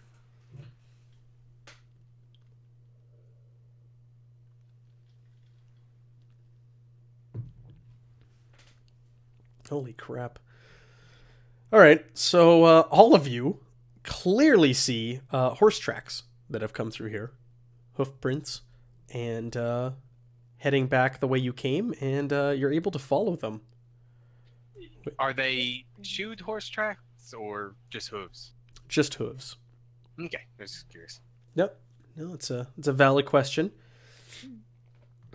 So they head off back in the direction you came. As you guys get back to the crossroads, Ghost Dad just stays there for a moment, and then dissipates at the crossroads. Bye, Ghost Dad. See you again Wait, soon. Dad, where's Sinmala? What? Oh. Ghost Dad just disappears. Devil Dog says, "No dead PCs. I just decide to kill the world." Yeah, right. If I can't kill a PC this week, we'll just kill everything.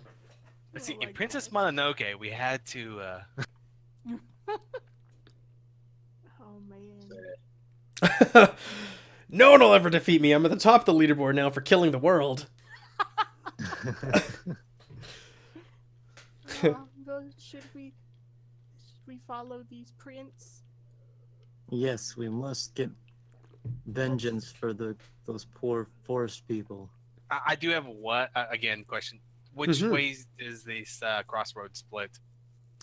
I'm guessing it's coming from the east and then splits to. So it splits to it basically goes northwest and southwest. So you guys went to the southwest portion of it. And now you're going to go to And the north. prints are going northwest. No, you went to the northeast. I'm sorry. You went to the oh my goodness. No, I'm getting all screwed up here. It goes southwest and northwest. You guys took the path to the southwest. And now the path continuing on the way you were going, and the way that the horse hooves are going is to the northwest.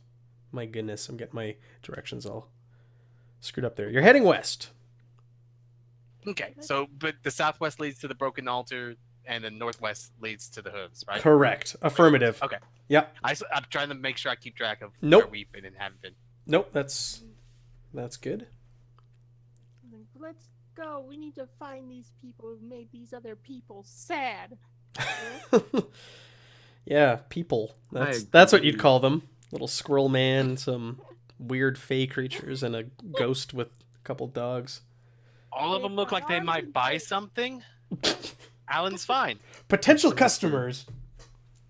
Oh no. Onwards. All right. Sand, this has all kind of come full circle for you.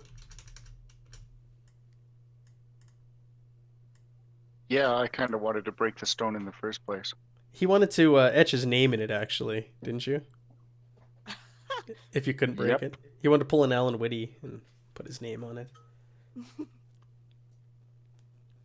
But someone beat you to it and smashed it. And yeah, well, I guess we're going to find out what happens to... what the repercussions are for that. So, you guys head off to the northwest. And again, it's quiet. This has affected the whole forest that you're currently in. You guys carry on for a good few hours, and it's now getting later in the day. It's mid to late afternoon at this point that you're carrying on. But as you do, you can hear sounds up ahead. It sounds like the sounds of battle. You can hear screaming and whooping and hollering. You can hear cries and pleas. Some of the voices are more higher pitched and in languages you don't understand. Does anybody speak Goblin? Let me ask you that out of character. We Goblin? can. But do any of you speak or understand Goblin as it is? No, but I have comprehend languages. Okay, so you guys hear a higher pitched kind of dialect that you don't recognize. But will we be familiar with it due to close proximity to some employees? It does sound like you've heard it before. I'll tell you that. They sound like cries my- for help. They sound like my 3 closest friends. What are their names? Sloop, Droop, and I don't remember the other Blue? one. And Blue. Steve. Yes, Steve. You have 3 goblins and you decided not to name them Yakko, Wacko, and Dot? Not Oh. yet.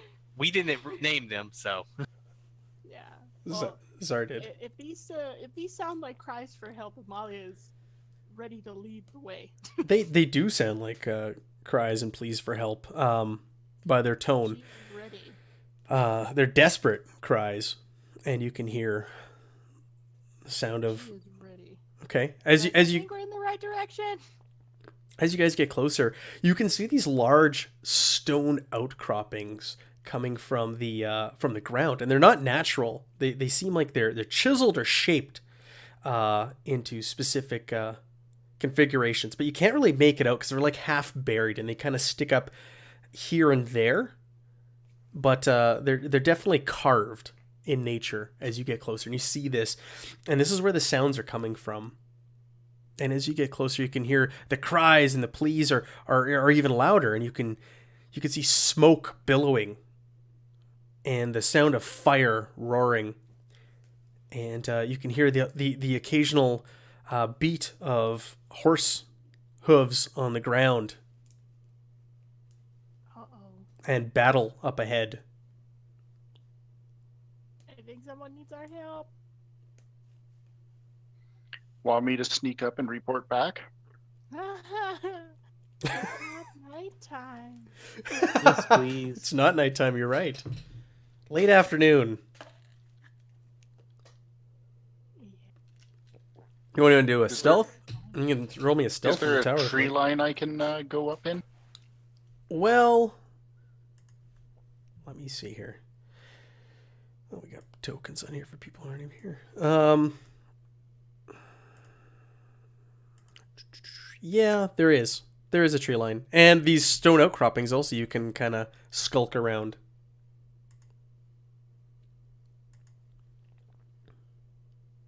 Okay, you get closer, and there seems to be like makeshift buildings. It looks like it almost might be a camp up ahead that's built around these stone outcroppings and trees. And there's definitely signs of a battle. You see goblins screeching and screaming in terror as they're being attacked and cut down by these riders cloaked in darkness. They look like that. Setting a blaze to the camp and killing everything in sight.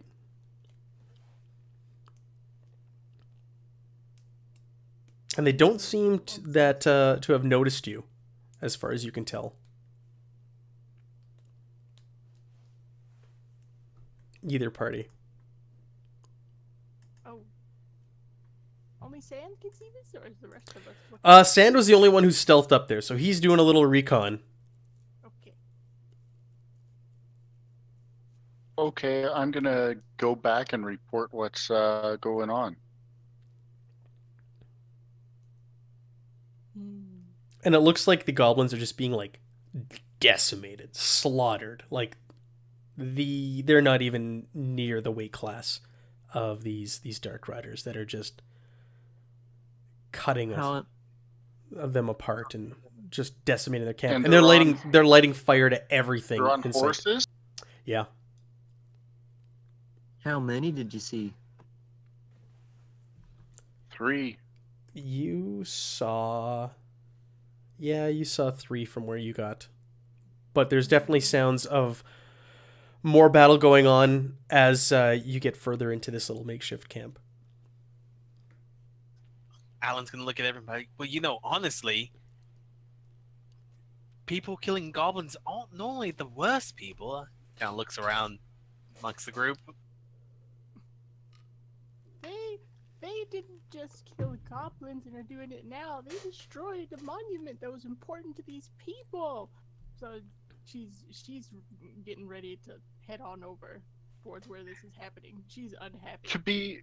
To be fair though, Amalia, Ghost Dad and his daughter Sinmala did want us to destroy that monument. They did. Saying it ain't wrong. But these guys are wearing skeleton masks. Sand, that mask does look a little familiar to something you've seen before also. It's not the same, but it is very similar to something you've seen. Okay, these guys might be working for somebody who is, we'll say, a little bit more dangerous and seems to be twisting people to his will. So he works for Praetor. Oh, well, fine. They're allies. Jeez. What? That can't be right. Alan is going to pull up this sleeve to show the brand in his arm, looking at Amalia, and be like, really? Doesn't sound like anyone we've dealt with. Didn't ruthie anyone and burn them and throw them through a portal. To be fair, I did do it on my own volition. You did? My dear, sweet, naive child. That was the worst timeshare I've ever fallen for. What do you guys want to do? Do you want to help the goblins? Do you want to help the black, whatever the heck those things are, or do you just want to leave? How close could we get to these riders without being seen? You're all welcome to follow the route I took.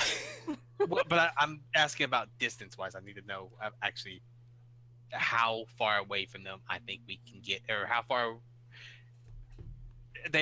away they'd be when we be in cover. What do you think, Matt? Would I be able to bring to him judge to like the way? a vantage point? Sure. Like to the route you took in, you guys would be a good 60 feet, 70 feet away from them. 60 feet would be perfect. Okay. Alan's got a plan. Alan always has a plan. Alan also has a backup plan. It may or may not be tripping the slower people. But anyways, if we could get close enough, within 60 feet in cover, I might be able to trick one into breaking off from the rest and coming over to us willingly. At which point, we could have a wonderful little discussion that hopefully goes in our favor. If not, well, I'll leave it to one of you who like to get your hands dirty. Oh, I can put them to sleep. We can talk to them, and they can be our friends. And the goblins. We should just tell them to stop killing the goblins. They do fantastic work. They're wasting resources right now. All right. If Alan's plan and backup plan don't work out, then we can try to put them to sleep. Actually, putting them to sleep is my backup plan, followed by tripping a halfling, followed by... Oh! Okay, let's get you guys set up here. You're all heading up there? I guess. Yes. All falling into or for Alan's plan? Yes, although Amalia's concerned at being bait. There shouldn't be any bait involved. I just need to get within 60 feet. All right, let's do this. Let us share that with you, and let's get some folks in front of you. Give you an idea. You can see what you're looking at now. Okay, I'm waiting for the... Oops, did I think I double put those things on the combat tracker. Let's delete that.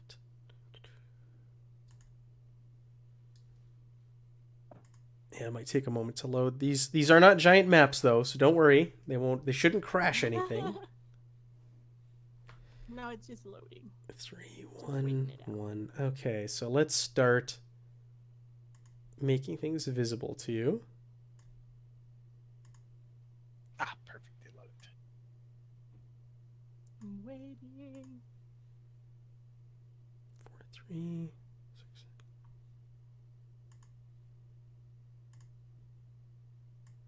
There it is. It looks like the statue has a runny nose there. 6.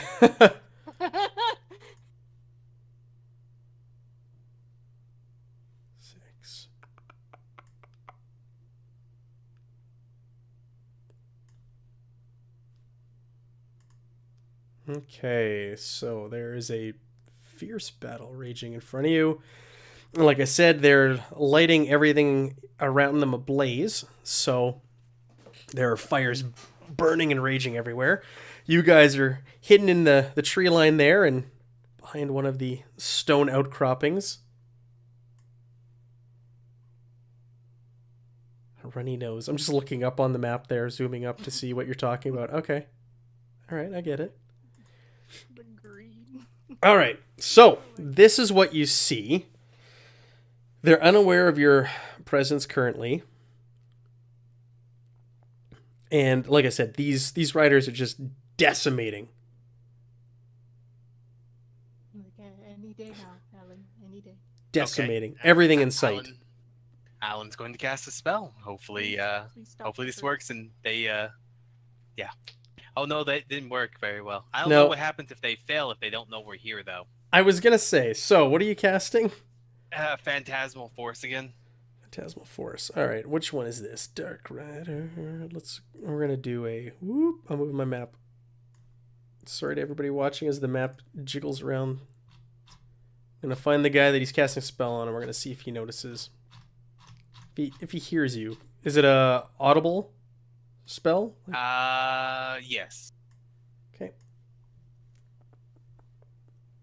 Hopefully it's there's enough noise from the battle to cover me up. Oh, I forgot to put my racial abilities on. No, he did not notice you. You know, I wonder if this is one of those where it doesn't say that we're aware whether they fail or not. I guess assuming it didn't work, Alan would try a second time. Just keep on trying and hoping he doesn't Well, notice. He only has 2 slots, so. Okay, perfect. He is going to shape the phantasmal illusion within this thing's mind that someone he trusts greatly is calling him over to here to meet some allies. Okay. Now the problem is I have no idea.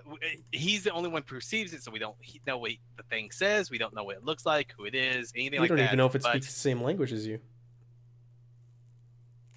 Well, it doesn't have to speak the same language. I just don't know what Yeah. he's come over here. But that's why I have the other 2 who can also cast comprehend language. I'm just reading on the. I'm just reading the spell here. It's a long one. Basically, I can create a psychic illusion so real, or that he believes so real that it can even cause damage. And any discrepancies within the illusions and what normally happens, they will rationalize themselves. So basically, they fill in the holes. And I'm not using it to cause damage in this case. I'm using it for more nefarious. Yeah. Well, I'm just reading how, because if he breaks away, he's gonna get attacked by 2 goblins, right? So I want to see, like, would he do something stupid? Like, is it suicidal now, or is he still rational? That's what I'm reading for. Well, like I said, the illusion I'm at is that he's being called over. So whatever he would do with somebody he trusts and respects calls him over. So he treats I it as don't if know it's what that real. The means. target Like his wife. rationalizes any logical outcomes from interacting with the phantasm. I'm just reading the wordage here.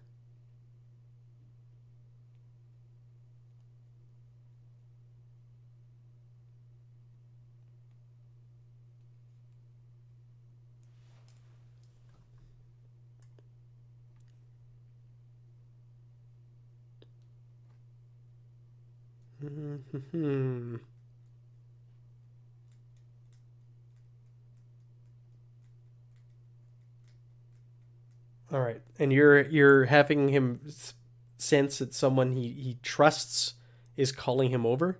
It's someone he trusts and respects. Basically, I want him to basically see somebody he trusts and respects is leading him over towards us, and Yeah. say, with the express that he's going to introduce them to new allies. Okay, so you see him react, like he looks over in your direction, but he is currently tied up with 2 goblins in battles, and he continues to fight them, but his interest is peaked in that area over there. But he does not turn his back in combat on 2 opponents. Okay, He's fighting it works for me. with a determination, though. You can tell now that he wants to head over there, but yeah, these goblins have him tied up. You want me to put them to sleep, Alan? That would be most beneficial. I could put that group to 3 sleep, and 1. maybe. Yeah, you could try. You can target them, right? Even though they're not on the combat tracker, you can still target them.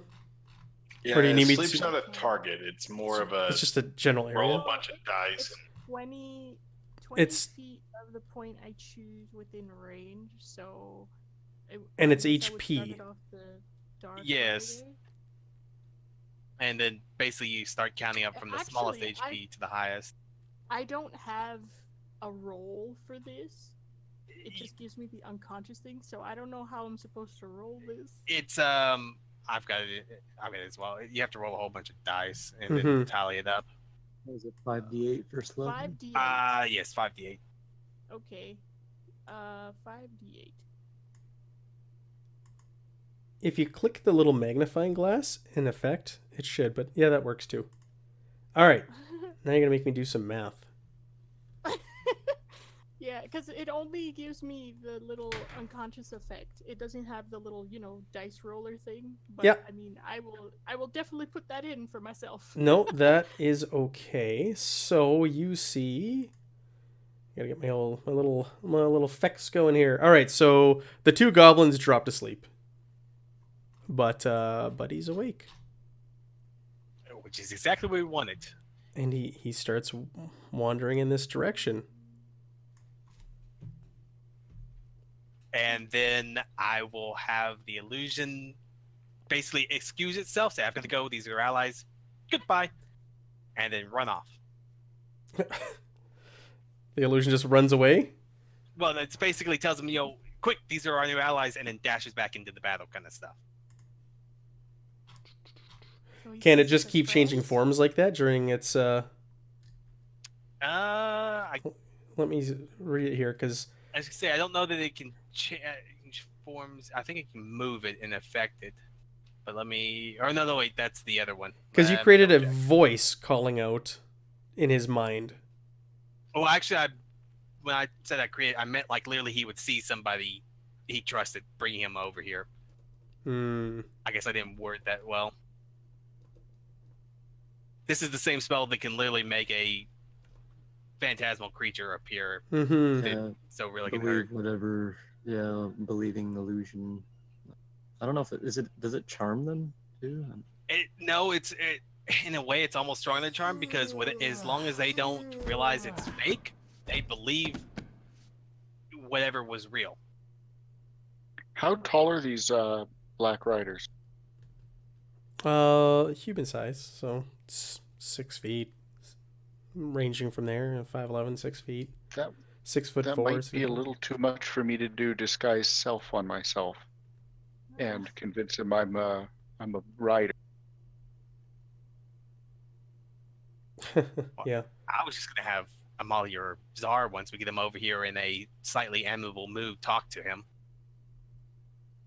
"Do Yeah, you just think be like, they're assuming "What are you he guys doing?" speaks something that we don't. I'm just scanning through the spell here again, just to get an idea, because I don't Yeah. see anything about charming. No, that's the thing is because charm spells are horrible because when they end, the thing knows they were charmed. This one's even worse because unless they realize that it was an illusion, they're gonna believe everything was real. For more or less ever.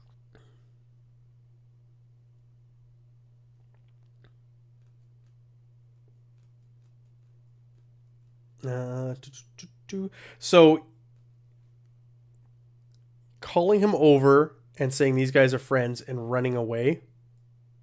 Yes, that would be the original plan because I can't keep them stuck around for too long. Okay, so it's a concentration. we're in the thick of battle here, and he's being called away and told to talk to these people and their friends, while a battle rages around him. So it does say here the target can use its action to examine the phantasm with an intelligence investigation check against your spell DC.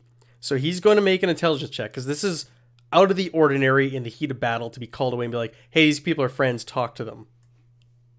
Okay. I'll have him roll a second time. Oh, he failed the second time. Yep. Okay. So he wanders on over, and the phantasm interacts with him and says, these people are friends. And then runs off into battle and disappears. So he's this rider standing there in front of you, and he's like, who are you? In common or? Yeah, in common. Hey. We're reinforcements. They sent us in. Is everything going well? Of course it is. These things don't stand a chance. So all the goals have been achieved then? For now. Perfect. But you're sure all of them? Can you go ahead and make sure you tell me which ones you've done? Because, the boss will be mad if they're not all done. Do you want a persuasion or intimidation? Yeah. or Make me a something? persuasion roll. Can I assist? How are you going to assist? I'll say, it was a good job chopping down that monolith, man. We wanted that thing destroyed too, yeah.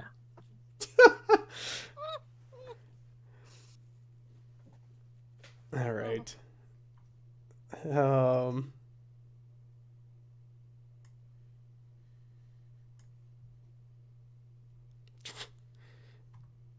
You okay. You guys are persuading them that what were you persuading him to do? Sorry. Basically, I wanted him to list off all the things that they've accomplished that they were sent to do. He goes, yeah, everything's done. Everything that was asked of us is done. We watched those fools who've came through the portal and are trying to set up a camp. We've watched them. We've made note of all of their moves. They'll be next. You know the plan. We destroyed that monolith, and now we're making our way back to camp.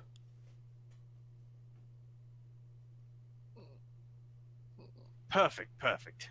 Those fools at the portal will never know hit them. But we're sure we have enough numbers. I hear more have come through. Maybe we should ask for more reinforcements. I mean, you only brought, 10 men this time? There's more back at camp. It's not a concern. But you have all 10 with you, right? That should be enough, right? Enough for what? Basically, I'm trying to say if I'm trying to get a trip up and say how many people with them. Yeah. Just picking a random number. He goes, oh, there's more than enough of us. We can wipe them out. Amalia is having a hard time keeping her mouth shut. Well, that's good, because you know how upset the master gets. Right, yeah, the master. Has there been any problems lately with your ranks? He goes, no, there's been no problems. Nothing is a threat to us here. No elephant people, tribes trying to stomp you all out and blow fire at you? We've seen their type. We'll get to them in time.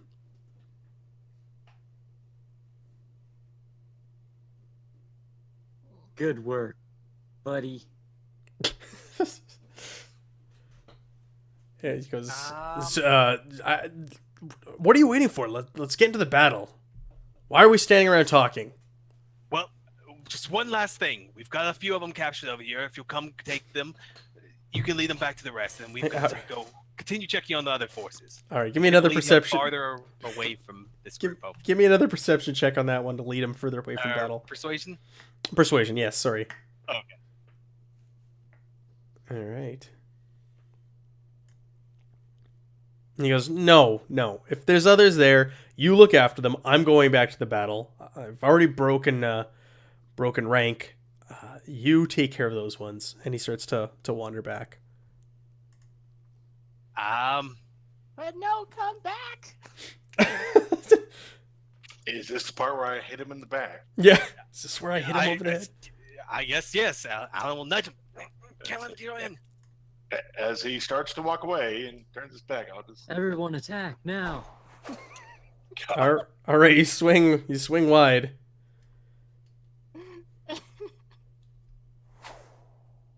All right, so you guys are swinging at this guy and missing, and he's like, huh? And he turns around, and you're now targeted. All right, so, all right. The wind's real strong around here, huh? Yeah. All right, how are we going to do this? Because we have a combat tracker full of a lot of things, and you're targeting one guy. Did you see those butterflies go by? Did Yeah. the other one, Weren't did they the other beautiful? people notice what's happening over here? They're like in the thick of battle. So why don't you guys go ahead and roll me initiative? Oh my god, this combat tracker is a mess. Sorry, I was just trying to bless. Oh, God. Trust me, that's a blessing beam. Okay, so who do we got here? Nothing's ever easy. Czar, you are up first. So you guys got that surprise round on him, and you both missed. And your swords, or whatever you're using, swung right past him, and he's now drawn his sword. He's like, what are you doing attacking me? Who are you guys, anyways? We're your worst enemy. Butterflies. Melandra grant me the guidance to hurt this feller. What's Eat our butterflies, sad? buddy. All right, so you this thing's gonna hop all over the map. So you blast him with butterflies, and it slams into him. And who are you? Alan, you are up. Alan's going to sing a little ditty, and never mind, it didn't do anything. He will give bardic inspiration to who's right next, Varric, who's right in front of him. Okay. I gotta click through 100 things on the map to get to my guy.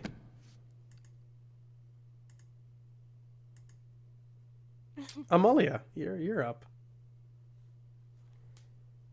She is going to magic missile this man in front of her. All right.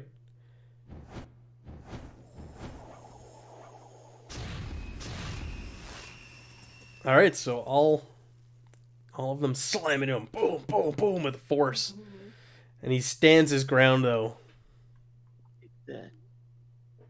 It's like, how dare you break that monolith? She's so not terrifying. All right, so it's his turn. You see what he does is he rips the mask off of his face, and you see a human face staring back at you. But as he does so, it starts to like morph and shape itself into like into like this, almost like a rat-like creature, and it stares at you, and it's just spitting in your direction. At Amalia? At all of you. And he's going to roll to see who he attacks here. Standing in front of him. He's got Alan and he's got Varric. And it's Varric that he attacks. So Varric, I don't have you. Why is it not highlighting you?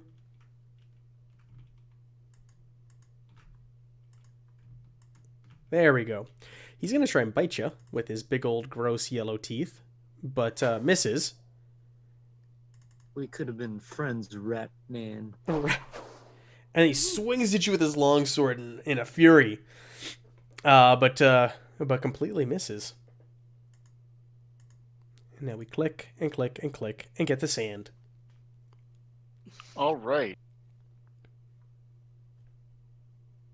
I'm going to go beside him, hit him with my knives, hopefully, and then disengage back.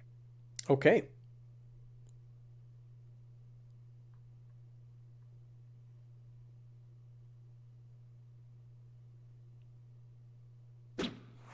There's a miss. But the second one hits. As he's stepping out of the way and dodging your first attack, you get him by surprise and connect with your dagger, your other dagger. Oh, that didn't do anything. But I get my 1d6, right? Yeah, you get that. 2d6 now. What? Yeah, level 3 is 2d6. That's ridiculous. The problem is he's got resistance to damage. And it doesn't seem to affect him.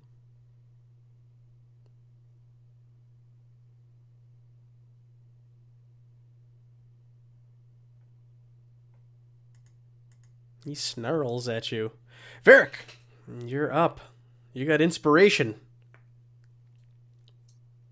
All right. So you just have to hit them harder. And you do. You hit him very hard. Or not. That didn't seem to do much to him. Didn't really see... Do we visibly notice he's not taking damage? Yeah, when you're hitting him with weapons, the magic hurt him. But when you're hitting him with weapons, you're like, guys, like we're connecting, and he's not really getting hurt.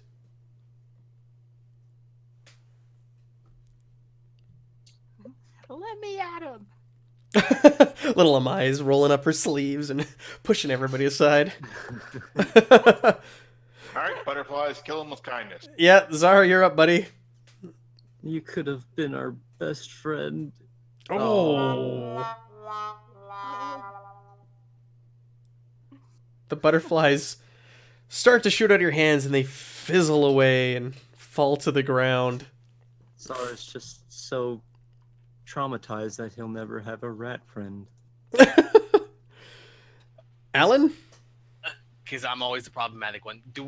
Does Alan know what this thing is? Like, I know what this is. I realize now what it is, but does Alan know what No. this is? Okay. Do you know what it is, though? It's weird. You have an assumption of what it is. I'll tell you Okay, that. well, Out of it's- character. It's turned into a rat and it's resistant to normal weapons. I'm associating it with probably a weird rat. Sure. I was gonna hand Varric a silver ladle to smack it in the face. Yeah, But, right? If Alan has no idea that or isn't aware familiar with weird rats, we'll go with my next choice, Sure. which is I guess let me see if I can get the circle As- built.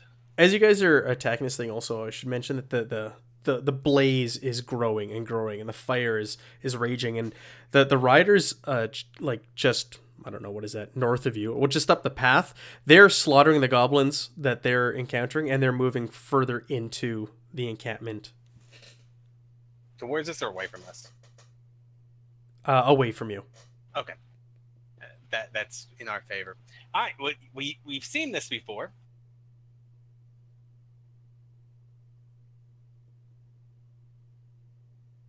We're gonna. Does 22 put him to sleep? Yeah, good question. Let's see. Oh, Do, I guess. do, Sorry, do, I was do. trying to get it so it didn't hit the goblins. Only hit him. Oh my god, what number is this guy? So far down the Goblins are tracker. already asleep. You rolled 22? He actually, Yes. let's see, no, I should know if we knocked off enough hit points. Or not. Actually, I don't know how much hit points I have. Yeah, that's the thing, right? No, he does not fall asleep. All right. Use that. Use another slot. And bonus actions. Nope. Alan's going to stay there, I guess. Okay.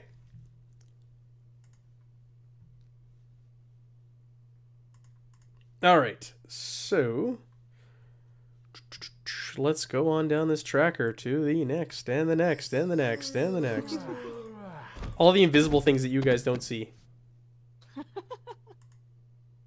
that are there on the tracker. All right, Amalia, you're sitting there, you're rolling up your sleeves, and let me at 'em, guys. Step aside. Little halfling is gonna show you how it's done. She's going to use firebolt. It's a hit. Yeah. All right, so you can tell this thing connects. Amalia, finally, you know you've been slinging your spells during this whole journey, and one connects, and it like just hammers into his chest, and you see him kind of like step back and look at you like what like you actually hurt him, and yeah, he's not too happy about it. She's giving him the stink eye. All right, did you want Steffi's like, you go get him, shorty. old Staffy? Oh yeah. Did you want to move? She's gonna step back like one. Okay.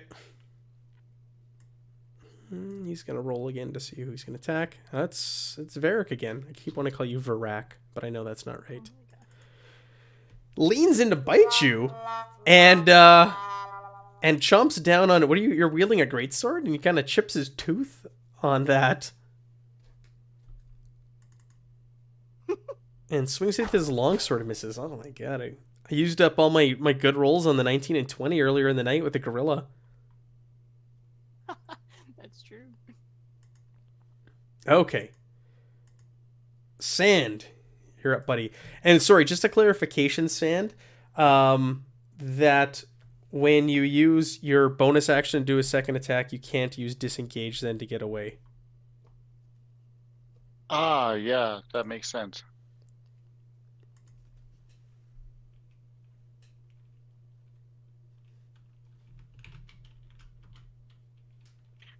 Going to try with my bow this time. All right. And it goes wide. You see this thing like shrug off the damage that it was dealt previously by weapons, and you're a little intimidated, and it goes wide. And that's the end of my turn. Varric. Well, seeing as how I'm not being effective with my weapons, Mm-hmm. I will attempt to grapple him and hold him still for the magic users that seem to be effective. Don't you blow fire? Are you one of those? Do you shoot fire? He's a fire swallower and spitter as part of his background. Oh.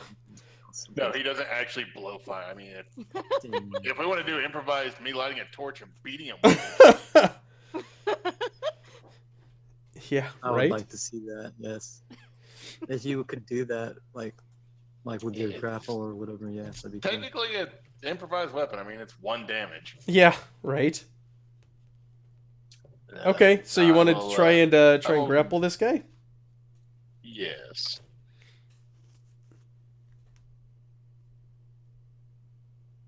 Oh, no, not that. The roll.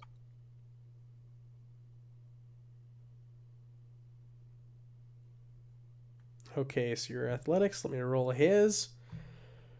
I say he can choose athletics or acrobatics, whichever is better for him.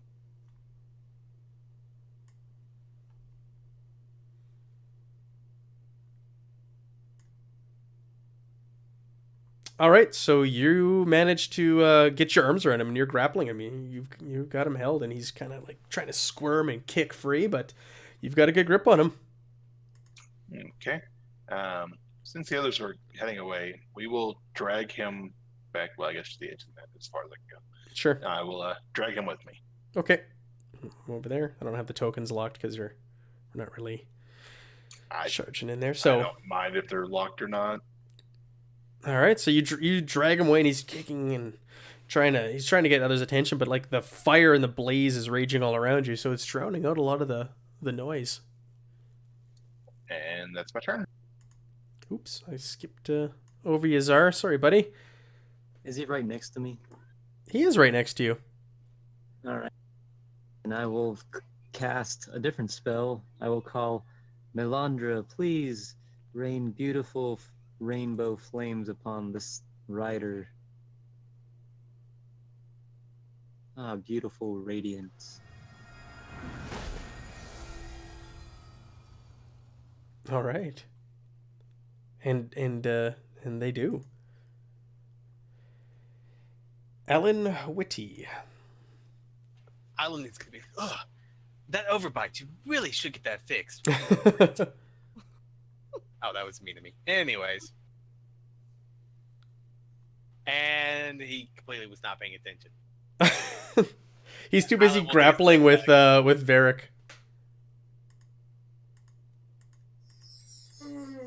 Clickety click click click.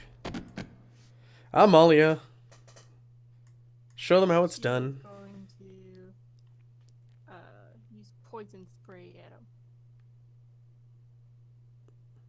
Okay. That doesn't. Oh, he has to make a Constitution saving throw. He failed it. He failed it. Yeah, that was the first roll there. Oh, okay. I didn't know if that was like the ongoing thing or not. Oh What's- no, that's for another spell. Never mind. Okay. Yeah, no, he failed his Mixed up with another.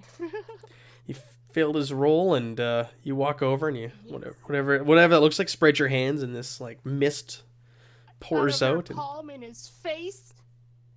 Like pepper spray? Yeah. So basically, you're one of those women at the mall who runs up and sprays stuff on people. She just like pepper sprayed him in the face. So he's sitting there, and he's While Varric has him. Right, yeah, he's restrained and he's like coughing and hacking, and he's trying to put his hands to his throats because he's choking now on the effects of your spell. She's looking back at everyone. She's like, "Are we taking this one with us?" Yeah, you give him a little kick in the shin and step back. She's giving him the stink eye.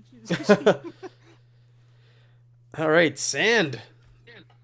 Trying with the short bow again. You connect. I'm out of ideas.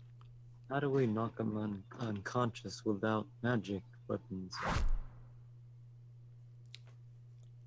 Well, you could beat him to death, and then I will stabilize him. Yeah, you could do that.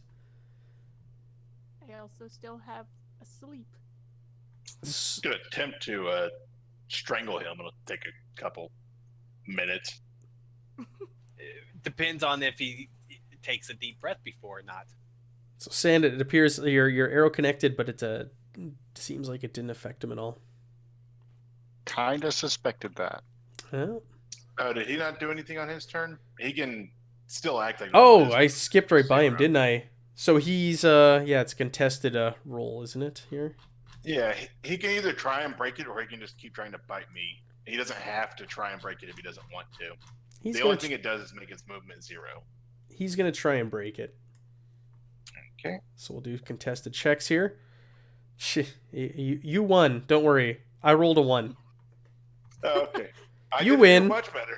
Yeah, I know. I saw your 3, but I'm like, no, you still got this. All right, so he's squirming and kicking and hissing, and he's speaking common also. He's throwing like profanity and slurs at you, and but you're able to just kind of just hang on. You got him in a bear hug. What do you want to do? It's your turn. You wanted to try and knock him out or choke him out or something? I'm gonna try and just get behind him, put him in a stranglehold on. Okay. It's another the old sleeper hold from wrestling. You put the arm until it yeah. drops, kind of thing. Yeah. Yeah, get the one behind his head, the other one on the arm. Yeah, exactly. With it and, You putting pressure on the carotid artery works a lot better. aren't you basically a pro wrestler? Is Varric a pro wrestler? Gladiator. That actually fits your character type. Then you would have done this. So do you want another contested roll for that, or just part of the grapple? There's no real actual ruling on. No, I know. We'll keep it as part of the grapple, and we'll do it as, I don't know, like, just roll me some damage. Do like a D4, D6. Yeah, D4 plus your strength modifier. Okay, so that would be 3 plus 5? No, 3. Sorry. So 6. 6 total. Okay, bear with me here.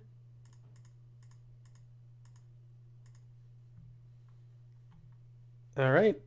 He drops. He drops unconscious. He's breathing, but he drops to the ground. Alan's gonna be like, Puffy, let's get the hell out of here. Yay, we have a rat friend. We'll tie him up. Let's tie him up and disarm him. I was gonna say, Alan's all for literally stripping him down to his skivvies because I don't want him to have any surprises coming out. And check if he has any knives. Strip down his skivvies, you might get a surprise. Yeah, I was gonna say, yeah. Alan volunteers back.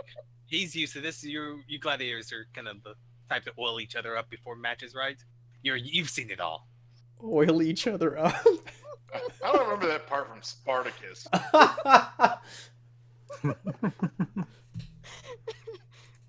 Are you not entertained? No, that's Russell Crowe. That's two different things, but yes, disarm him. Literally have everything that even remote. I guess. Do you want us to do like something where we're searching him for hidden weapons or whatnot? No, he's knocked out. So you guys, you can just like you can strip search him if you want. Like you guys, free reign over searching him for. We're gonna take all his gear and throw it in Alan's chest that he's apparently always carrying around. Oh my gosh. and A then we're gonna skedavy out of here. a chest of holding. It's a I am- regular chest for now. There are plans for the future. I am taking precaution, tying some of the rope around his mouth like a gag, so he can't Sure. chew out the rest of it. Gotcha. Kind of like what Alan did with Staffy. Yes, very similar. Okay, so you guys are gonna like bind his hands together, and you're gonna put a gag in his mouth essentially, and also like you said, like around his snout, I guess, so he can't chomp at you like you would like with an alligator or something. Yeah, he does have a long snout. We'll just bind his mouth shut like that. Sure. Okay. All right. So he's got a crossbow on him. He's got a long sword, and that's what you find for weapons. As for belongings, there's not much on him. He seems to be like a grunt or a soldier of sorts. What kind of armor is he wearing? He is wearing a leather armor. And what kind of cloak is he wearing? Because I know we have somebody here super interested in it. He's He wearing does want his clothes. he's wearing a black cloak, yeah, just like you saw in the picture there, and he's got that like bone mask. I think Sand wanted a cloak. It's It's a little big for you, Sand. cloaked in darkness. Well, it's black. That sounds It's like goblins black described it. black as night, yeah. You can always Aw, adjust man. your size. Well, in that case, We can Alan's hem just the gonna take seams. everything and throw it in his chest, and then he's gonna be like, "Come on, let's get out of here before." We'll he's figure more- out later. All right, so you guys, yeah, bind him, take his stuff, and you slip away. Like the battle's waging, as I said, they were moving their way into the camp, so away from you, and the fire is just raging now, and you can hear just screams from the goblins, and they start to fade off as their numbers go to nothing. And then Will the rat whatever thing fit in the chest as well? It's not that big, unfortunately. the rat man. I already looked because that was one of the things I was considering.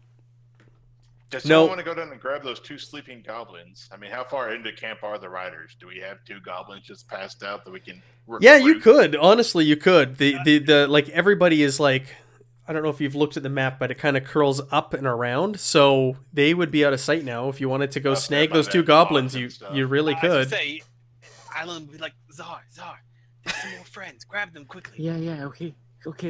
I'll run over there and I'll like drag them both over. Making a note, 5 goblins now. And a rat man. Our goal is eventually to have them like running around as like workers and NPCs in the town. So I think you call those Their slaves. lives. indentured servers. Yeah. We've liberated them from their Oh, previous uncultured lives. And yeah, that's it. Liberated. Slave is such a hard word. They're prisoners with jobs. POWs. besides, slaves only apply to people. The goblins. Oh my goodness. Oh, jeez. All right. We're Well, taking this guy back with us. yeah. You're taking the rat man and 2 goblins, and we can end there. That's basically the end of it here. Well, I was hoping to make a friendly alliance, but these don't seem like the type who want to buy my wares, so we'll just take theirs instead. 3 friends at a time. We're gonna start making any party with Alan, the Alan Woody recruitment party. Oh, Oh, man. you should build a recruitment center in the future town. We do. It's gonna have a big room and with a bunch of chairs that have like shackles to them, and then a big stage for Zara to stand on. And he can just turn talking to everyone for hours on end. Oh, Sarah would love that. Recruitment center, a dungeon. Yeah. All right. Well, we had some pretty big events and things kind of take place here this week in the world of Portal's Reach. So you guys have lots to put in your summary and to talk about when you get back to town. Yeah. Are you making one this time? There could be more than one. 'Cause Yeah. and that might not be a bad thing with Alan writing. So it's different perspectives and point of views of what took place tonight. Yeah, it doesn't have to be just one player who does a write up. There's Alan's perspective and then the real story. Yeah, exactly. Right. Yeah. Alan's perspective is the real story. What's the old saying? It's outdated for this version, but you don't have to slay the dragon with enough points into bluff. You can just make everyone think you did. All right, folks. Well, we're gonna On call that note, good night. Yeah, we're gonna call it a night, everybody. Thank you, everyone who tuned in and watched us play tonight. Things went a little more smooth. We didn't have any deaths per se, and Just the world.